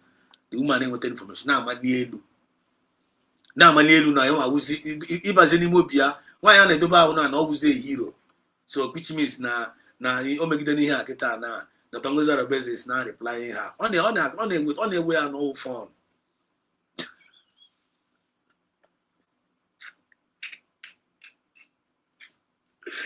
Now why you such a to feel and the woman with so much energy. And when in a line, if we about a man, so why not? No, person no we be rich, just no we be rich, no an old woman. This woman, I don't think no an old woman because only so much energy. About what do I get why? I listened to the broadcast today where they were saying that why Isocha is from Sudan. I was like, let's choose. As the woman that broke the news promised them to break it with full confirmation.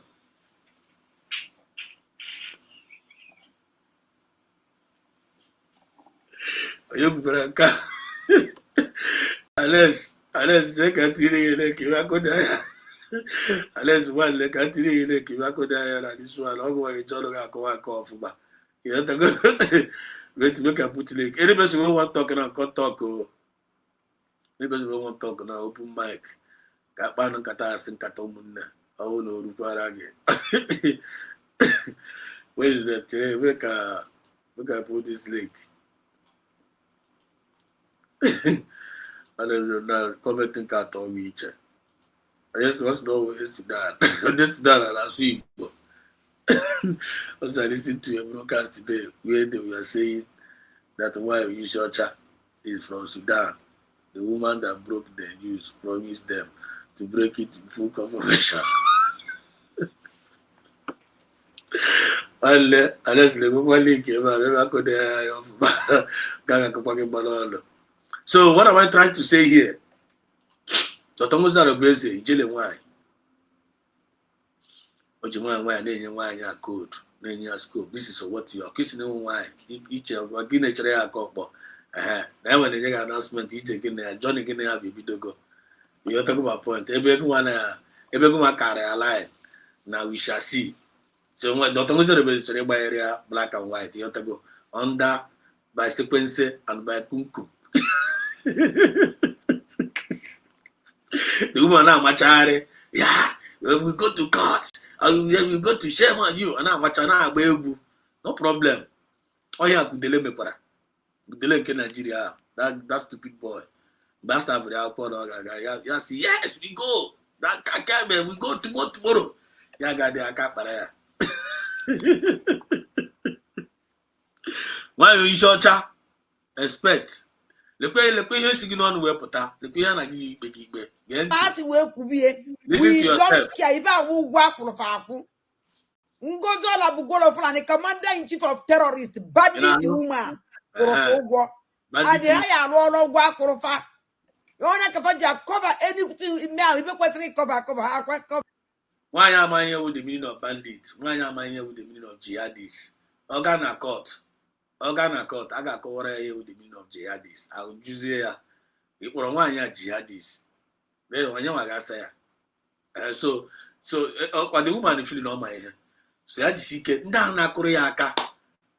Down na see ride on with their back. Make you begin down, they collect money from them. Oh, that's the advice man in here. Yeah, we don't keep time away fundraising. You know, we went a USB and fundraising. Go and do your own. Go and do your own fundraising. Careful to Omepogo his own government. Yeah, boss. He was not able to raise funds. Then give us account. We give all money to be given direct to the men on the ground. Give us account. Go and give account na Katoro Goto. It has not a president to Yahoo. On a president Igwe Butozo. Igwe Butozo that called a woman that declared Biafra in Finland. Yeah, boy, Ashawo. This woman na called Igwe Butozo Aka. Then they defend they reject USB. Which means someone was part of the plan that poisoned the mind of these people. So that they should not work with USB. Because he watch and he got some of the number and down appear, all the same number can appear on channel here. Are we getting the point now? Some of the point for the number for an appear, the same number can appear now side in here. Which means someone they leak information out to this people to work against the USB. But I don't know about to Yahoo. Don't listen to this woman. This woman doesn't have any good intention for you guys. This woman is an agent of destruction. This woman come to destroy what we are doing. And their target is you people. They want to render the forces down. But I from the commander was the case we down. Up by the same game and the same kite is down, but in another different form. But they are arriving under the same destination to render the people down. Then going up like this Kayelu. Yona, if you want you buba. Finding the line about my phone name. But we are not going to allow her. All her plan is dead on arrival. We can plan na kita na five and gonna call her now. I don't know when they send there. Because one year we are an agent. I'm not sure you pull out the leg of Dr. Muzora Base. Actually pull actually chapter open number. I can't go work with Abaramba. I can drag her out. Not gonna drag Dr. Muzora Base out. But the man and go to the wiser than her. Or the wiser than her. I give photos we buy him now. Ochoro ka yin and why have about work in case we need me. One all in the legal department of USB. Oh, one sued here. I would have Dr. Base. They have sued her. And I give you defend the way. No matter na miracle ne bumbe. So where are we now? So okay, am I done with the updates? So this update is now. So we want to tell us more. The second one was Andrea. Sharing a few details can help us understand the issue. Please don't include personal info question. Then here they add the detail. Fact of the case. In the time 3 months, YouTube. Can the YouTube be aware? In the last 3 months, they accused Ike Mary. I'm gone a minute. They accused Ike Mary. Lasuba. Okay. Godwin 247.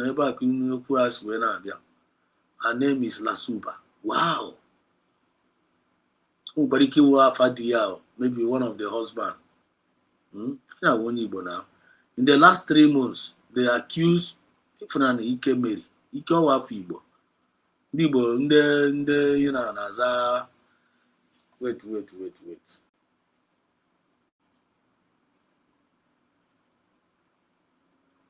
Ndị Igbo na ndị Sudan na-aza afọ Igbo.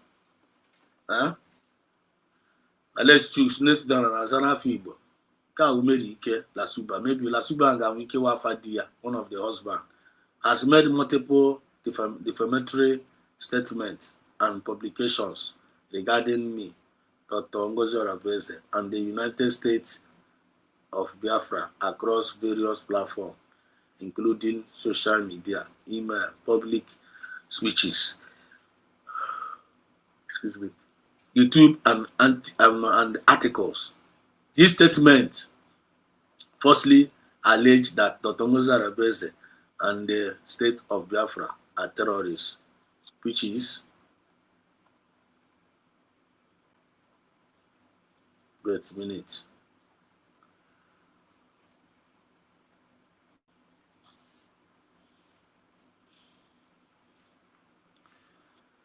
because this one has an about Uruzie.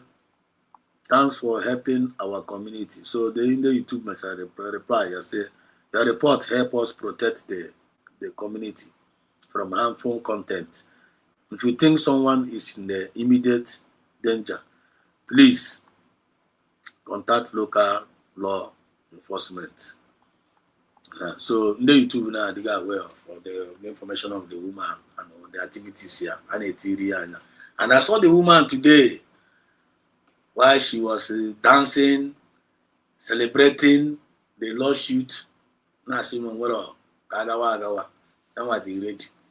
But ọrụ ma YouTube ya nwere ike hapụrụ Dr. Ngozi Rebeze YouTube ya ga-emepe 1000 YouTube na ya ga-agawa na Twitter na ọrụ ma ya nwe kwụsị ya nwa akwụsịbara ebe dị attack ya ma nke taa na ma nke echi na ya nwa ga-continue na-akpọkwa the same name ahụ ọ ga-enyekwa that the same evil name ahụ na ya nwa send.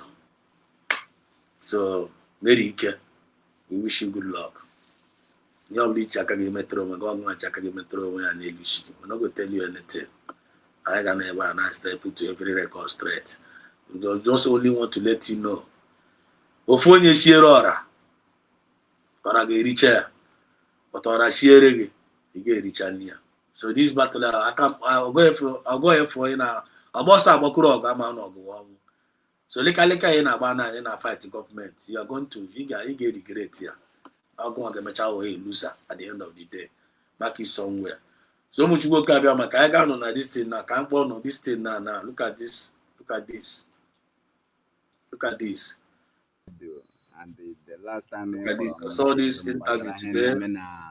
Yeah, we'll update. This update here now, see from Biafra land now. You watch this boy. This boy has been coming out these days. Defending Gentle Yahoo. This small boy that been defending Gentle Yahoo. You have to go saying the guys understand very, very genuine.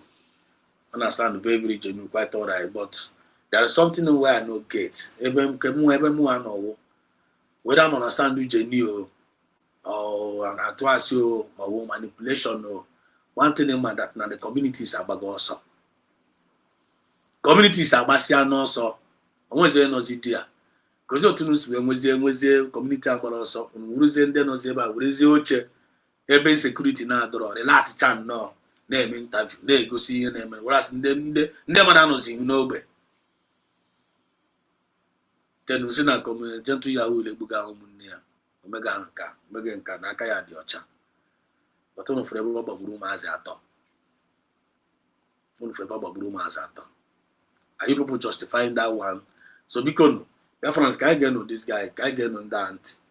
Camera no when anything I get take it out because out of every I get whether let us see whether we can take out something away. When I get my start by this communication and that one I hear. Let's listen to them. Because you chatted me online when I gave Johnson Otoshi and Megan Marble saw that Daniel. We're baby on here, name and happy the can Akorogia Akoro. Mopen on your bouge. I can on the book when I was one of the Biafra Liberation Army. I don't know Jinaka way, Yotago. So, Guy Geno anti Camarayana call here. Ibi Ubu Talano. Him some Joe. What is your findings as in the lay him the chop passion? So we hear name over that la could you dre without the my brother. First of all, I am Godwin. Wait. He said that now Amadike. So Amadike State have something for us too, sir. So okay, please let us know. Godwin. Okay, here on Madike State one for us. Please, can you let us know, please, in the comment section? I'm waiting to hear from you. Yeah. I think I've read that one out, right? I'm Godwin. I can't go to I think so. I think I go to Okay. Security project, 100 million. Okay, on that one. State of the Union, red.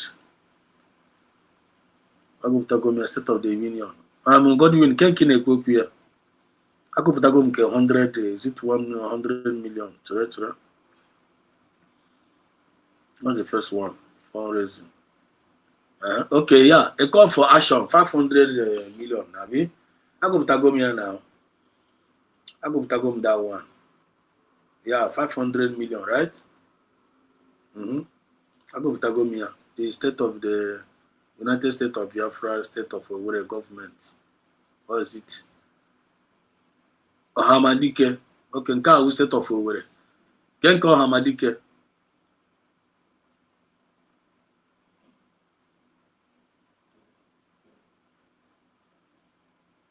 Yeah. I go to It's all right. So that we are together. The project is 500 million. Okay, we are together. I think you said what here? I think our ears are up and running because I want to know why Sudan. Because as much as I know, she's an hero. Anywhere, we are waiting many securities on the ground. Yeah, but you know if I ain't know, I ain't got no here. Everything is up on the Let go. We are not in a rush. We're not in a rush. So let's listen to them. Ogbuano Syracuse Chibunna from Umeke Gwamoriakụ nke dị n'Akụ, Ọkigwe State, aka CYRABOI, Syria Boy. I'm the one and only musician ever in Alako. Egum online or streaming platform. You can go and stream on it. So when I'm according to question, Abatara Mobodanya Miribam will be added on my facts. Especially in Bonuru no London. I was so much heartbroken to the extent I couldn't control my tears, but I have to control it because I can't kill myself. Well, let's take the risk, but I will can be made the investigation. First of all, akụkọ ọma nọgodi die because eche m na mgbe nnabata a ga-akwụsị m n'ụzọ jụọ m hey ka ebe isi mee m nke a but I came into the village freely and I'm moving around freely. I have nothing in mind. So ndị a na-akwụkwọ n'okwu ha ụkwana ụmụnna anyị onweghị onye nke hụrụ around because ha anaghị ebi n'ụlọ ndị mmadụ. So a bịara gbaa ụlọ niile ọkụ mụ na-emezi my investigation na-ajụ anọ abịara bịa agba ụlọ niile ọkụ ya nwa na-eme investigeshọn na-ajụ ole ndị bụ ndị gbara ụlọ ọkụ a na-akọwatara ha because I watchgara m some of the ndị ọ jụgasịrị ajụjụ ọ bụrụ ọsọsọ vidio a ọ some days the guy went extra length. He was interviewing some citizens around that place a na-ekwu na ụlọ gentle yahoo nọ ndị amị onye ọ chụkwara sị onye asị na ụlọ gentle yahoo na ọwụ ndị amị onye ọ jụkwara onye nwa asị onye nke ọ jụrụ si ya gentle yahoo nọ na-egbu ndị ọsị mba na ofubekwa ya ebe o gburu ndị kọmuniti ọ na-egbu ndị aka ha dị ọcha na ọwụrụ ya ọwụ ezigbo mmadụ na ọwụ ndị amị otu gentle yahoo nọ n'ogbe ndị amị bịa na-abịa agba ụlọ ndị mmadụ ọkụ ka esi ihe wutite duty of gentle yahoo ahụ ya na ndị otu ya is not to defend the people because otu gentle yahoo si wee na ozie n'ogbe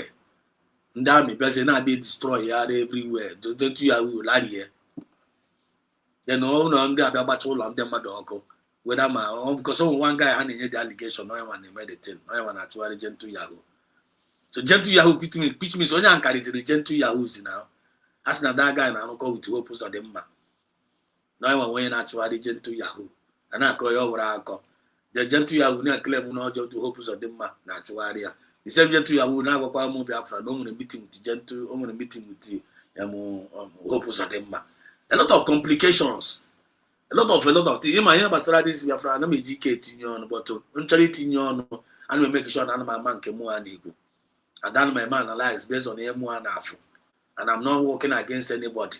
I'm not trying to like kind of because of nine on side of USB everything we want to no one I name assimilate informations actually pass of sound judgment him ama wo COS bra why the question and da na aga ogbura to the whole world gba anya I got this in ya gafukwana na akpara true you ogbura know you but that's the way treated the woman adroma otu butuzo ya na gentle Yahoo has to be treated one DPM and the USB government odro fair only for ya kwuo ya odro fair but that's the way treated the woman there was no respect for her and they treated her fairly odro mma okporo unu ka unu bia ka ruko unu wo ya n'ala ya wure go 78 million we punye unu rie the money when you need we me unu ji ya we defend the ogbe we tu na ega ndam still yet come onwe do tunu so echo ndam ya agba ulo ndị mmadụ rent ulo ndị mmadụ useless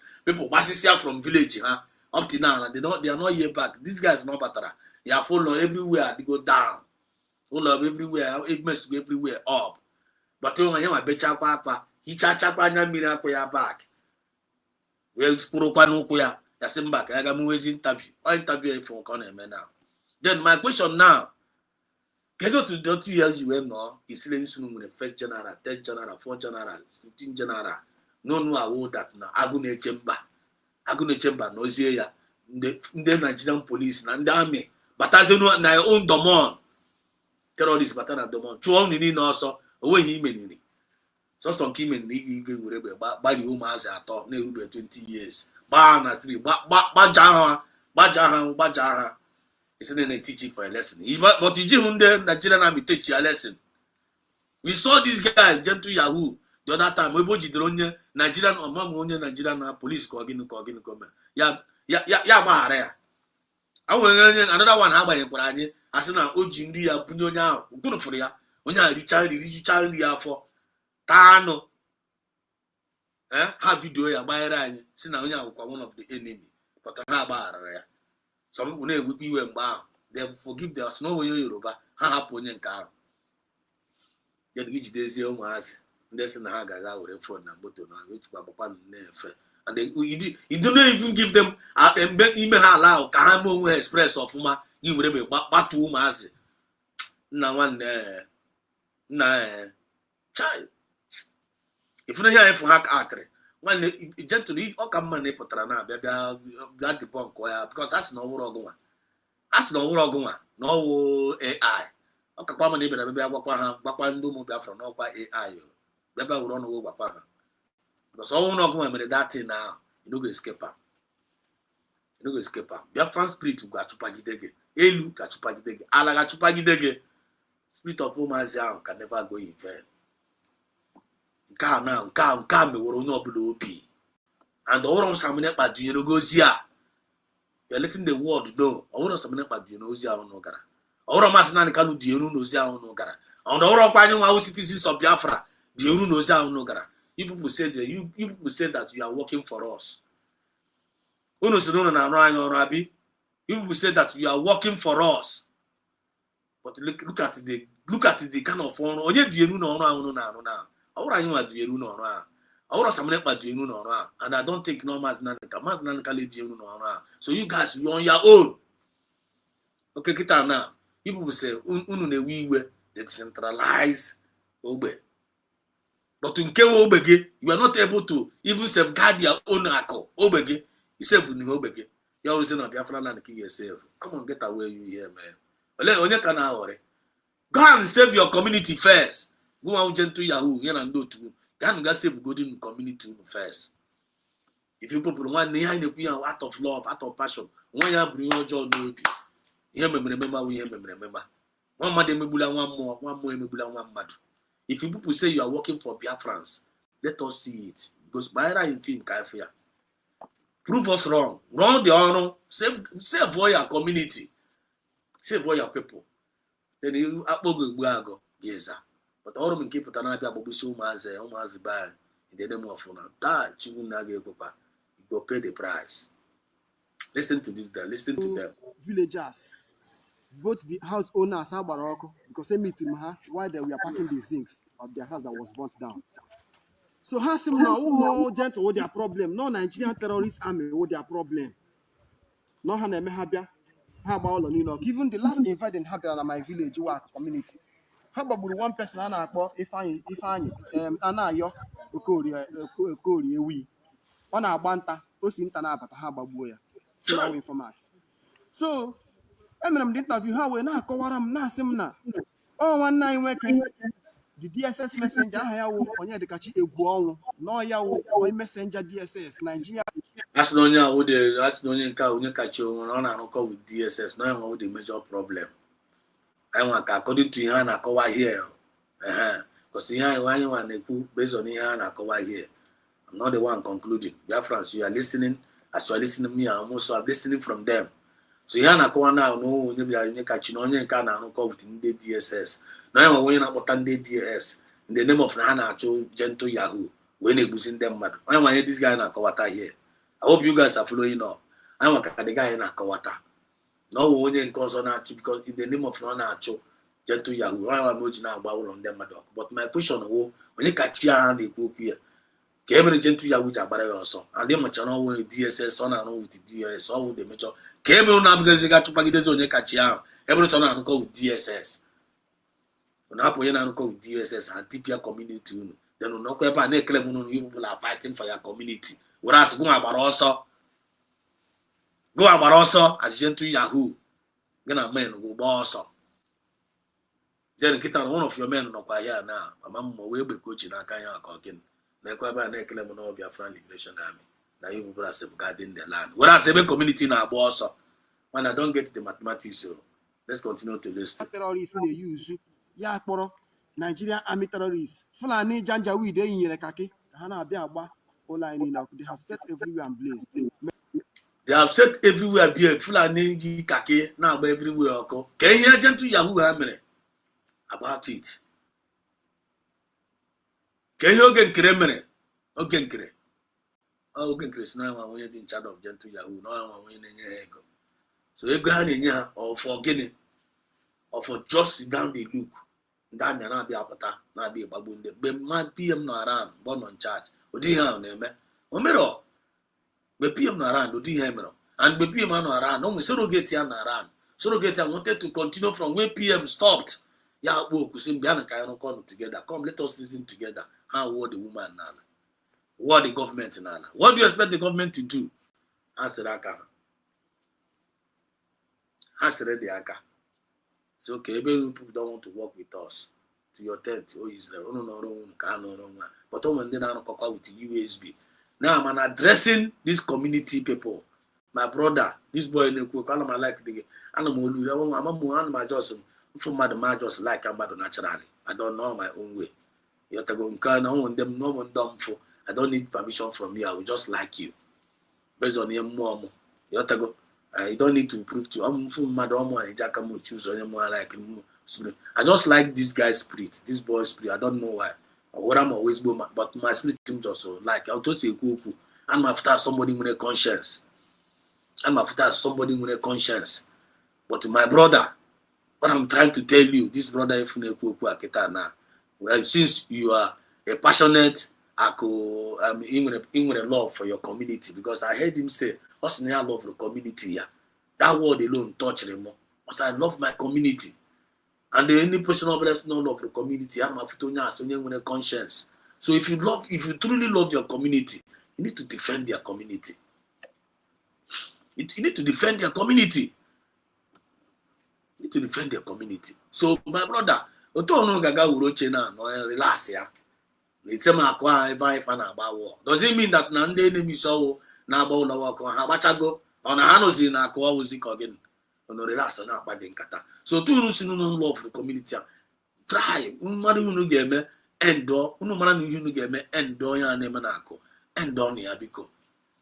And donia. Unuman got one meeting. War gentle Yahoo or Boma, Unin Consul, Nepuchio, Cosino again. Una poha. One day there must something una go do. As the blessed are the peacemaker. Unepuponaka hopes of them my use of brain. Unepuponaka hopes of them my baby become issue na community. There. It's not going to give us joy. We are in for it together. Because make una trace on our way. Recognize your government, which is USB. Recognize your state governor. Recognize them with them, show their commanders. Let all these things stop. People can organize a genuine meeting. Onye daiwu, iwu. Onye daiwu, achụpagide onye ahụ. Born gentle Yahoo, born my wine in DSS. As long as onye akụ, call them. When you has at the meeting, why not to pagide on now? Let there be peace in Ako. Let there be peace. Again, when mother gano, that meaning chaba aganya. You take my point. When I got on that meaning chabu nanya, this matter, I think supposed to end by now. But you never na call, name this blame game. He be gentle Yahoo, you know be gentle Yahoo. He be onebuchi, you know be onebuchi. He be AI, you know be AI. He be plan D, you know be one. Una go lose the community, pata. Because all my natural resources in our community now, opens on the man there. And that's the reason why you not talk on your also. Don't you guys get it? But as soon as this was in us to hope on the we are the owner of this community. We are not supposed to leave this community and run away from you. Come on, run away from you. Now you need to here. When this was in a challenge, you open on them. Then on the sabotage on a community. We're not supposed to know them. We're not supposed to know those that are sabotaging your community. You treat them. I come in peace. ọhịa ji too n'ala obodo anyị today. Ndị nne na nna anyị agbafe isi go njụọ ha ka ihe mekwa ndị nne na nna anyị ji agbafe isi ọ maka jentu mere ha ji agba ọsọ ha si jentu ha na-ahụkwana ha anya ahụ bi n'ime ọhịa. I hope I'm communicating well here. I hope I'm passing sound judgment here because we need deeper confirmation. I want to come blank here and make it of because bring your superior argument. Come, let us listen together. You take my point. Yeah, I'm one here. Talk more about things. I don't want you jump no be when here, so that can make any twisting mad. Ndị amị bịa na ha agbalaga maka ndụ ha ndị amị bido ọnwụ ụlọ ọkụ. So nwanne m ọ dị experience nwetakwara. Concerning him, there was our commander Mazi Gento. And what when onye Mazi Gento burule n'obodo unu before. Kemgbe ishi yọta ihe na Mazi Gento na ala Akụna. Nwanne m nke bụ eziokwu ejighị m mkpụrụ anya m ebu ọhụ ya. Adị ndị obodo m na-agba njụ sị m na Mazi Gento anaghị egbu onye aka ya dị ọcha. Na ọkwa ha ma nọ village ugbu a ha ọmụgo.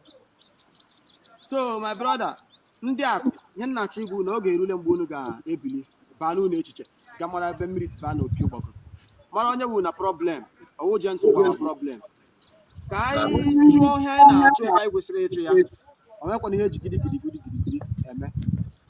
So n'ụbọchị nketa ana m asị ka ndị akụ mara na politiks agaghị ehepụ anyị. Ndị akụ ka ekunu si bazie n'ime politiks otu a ka njụ unu before give me politics on the Fulani Janjaweed in charge of the whole Nigeria. Before give me politics, they will pay you, give you some huge amount of money for you to sabotage your brother, for you to kill your brother. Before how what name see? Can use only our sense. Can have each other politics no Buddha. You see? The politics when we trying. Kezibo loku no Buddha. Ndi kekwa kundi terrorist army agbago ya. Ona boma anya mmiri. Child. Onye na si ndị Igbo niile. Because I'm calling on your attention or key to come and look into this matter to know that the problem of our people is army terrorists, which was brought by our brother Onyedekachi Egwuonwu, a Fulani messenger, ordinary messenger. He has no rank. So Oyane terrorize Alok Igbo Imo State. Hope akugo hogo. However, now ọrụ ebe ụmụnne ha nọ. Ebe ka odike akwụgo ha ụgwọ ọ ndị ha na ya na-anụkọcha ọrụ. Among some of you are still listening to Ebe Kodike and the lies he has been spreading online. But this time you people need to listen and know the truth. Can't were the onye ọbụla ka udo dị. N'eziokwu na-eweta ọganihu n'obodo gidigidi go na-eweta ọgba aghara n'obodo. Ndị Igbo ekene dịkwara unu udo dịrị unu. Ya gajere nwanne m Syria boy. Ọ ka unu were na-ahụ ịghọta. Biafra Liberation Army adịghị against anybody, adịghị against any community. As long as you are a real citizen of Biafra land, we are not against you. Even if you are a foreigner, it's not a tribal war or a village fight. Any village feeling that the Biafra war, not a hand the obodo ha ga-agbacha war also. ndị akụ niile na-threaten our commander Maazị Gento, and ihe mere our commander na anyị maghị ebe oshi apụtara, anyị maghị ebe ihe mere our commander na shi emere anyị. Let them take caution, because enwe ihe ọbụla mere our commander, we are going to hold every Aku citizen responsible. Biafra Liberation Army, we are not joking. We are not joking. We are only here to fight for the freedom of Biafra, or the Igbo race. If you like, understand it. If you like, don't understand it. Thank you very much. So Biafrans one na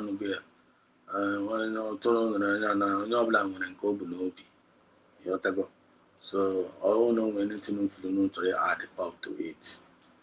I give 5 minutes. Now I'm rounding up this program. Someone to in regards to this. In regards to this. But honorable, I pay one attention. Pay one attention at this. You need to find it. The corner of your na gi end up. Mande na egbu egbu. Mande na ekele mo no ha na ewe ndo mmadu. Na ekele mo na mapanda ya. The corner the destination of everybody here. Everyone is a good neighbor. No one argues about where to hang their clothes. No one fights over where to park their cars or how to lock their gates. There are no angry voices, no loud music, no complaints. Here, there is no competition, only silence. No one shows off their rank, their title, or their wealth. The latest car model, the mansion you built, your bank balance, none of it matters anymore. Your clothes, your business, your possessions, even your loved ones, left behind. In this place, everyone owns a piece of land. It is reserved for all of us, you, me, and everyone watching this. Here, the pride of man ends. You once asked, "Do you know who I am?" Now, this is who you are. Dust. You looked down on others. You walked with pride, dressed like royalty, spoke like you owned time. You believed your feet would never touch the ground. But one day, they will. Whether rich or poor, educated or not, powerful or unknown, we all end here. Be humble, live with compassion, treat people kindly, because when our time comes, and it will, may we end well. This is what I'm going to draw the curtain for tonight. What goes around comes around in this Biafra movement. Probably find them many of like Abadanya. Imana for me game kodra in amma. Do it. Imana fi game kodra community in amma. Do it. Don't be a member of a community, you become an enemy to your own community. Or war. If you're the one doing it, stop doing it. You're talking my point. Yeah? If you're the one doing it, stop doing it. When you bring one there, I won't do. USB is for all of us. This is the government of the people, by the people, and for the people. So I want to continue with an act of wickedness. Each other on a community guy boss or none of in a community. You're not very, very stupid. And the only guy na hope is a dim go. The only na hope is a dim go. Need to your own community in the name of Naki walking come. It is very, very stupid. In my Chiaria Kitana, Chiaria. So people of Ako become. I Chineke na wana ri but I nala. You know a woman nine. Because men and the good women of Wolako because time for you two people to put an end, just like that our brother. I like go to the boys to cook, I like Motose, but to Muhammad whether Modi or not Junior, but I just like the boys' spirit. At least all you put there. Us now only cat us no only kupona politics tipia unu. Don't allow politics to tipia unu. Na one no way politics in Guinea. Yeah. So to unu na stand for Biafra, make una stand for Biafra genuinely. Oguru no self na unu wa wunde Biafra Liberation Army or unu so na try and continue to work with USB. No problem. But at least make una defend una community. So long live Mazi Nnamdi Kanu. Long live PM Samaneba. Long live Dr. Mozart Abeze and the genuine cabinet members. Long live every USB forces, Navy, Army, Police, and the rest of them. Long live you. As long as you need the genuine. Long live every media is there, genuine media is there doing the needful. Long live you. Chukuna gozie each and every one of you and every one of us. Anyị ga-ọpụpụ anyị na mbata anyị ga-abụ ngozi ngozi. Chukuna ga-agba anyị ume, sụọrọ anyị ụzọ. Wee chụọ ndị na-achụ anyị. Wee blind ya ndị na-achọ ka ha na-ele anyị anya ọjọọ. Mee anyị na-ekpuchi isi. Ọchụ nwa ọkụkọ nwa ada, nwa ọkụkọ nwe ọsọ. Onwe onye anyị nọchiri, onye na gị nọchiri anyị. Ọ bịara nke anyị abịagbula anyị. Mgbe na gị la, mgbugbu apụkwala ya na azụ. I love you from the depth of my heart. And I hope to come across your way some other time. Let us play all this jingle one more time. To pass. Only one is remaining, and that is Biafra. And I assure you that Biafra will come. That Biafra will come. That Biafra will come. Biafra will come.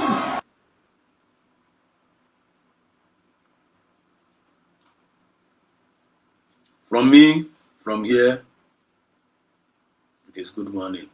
They will see you tomorrow.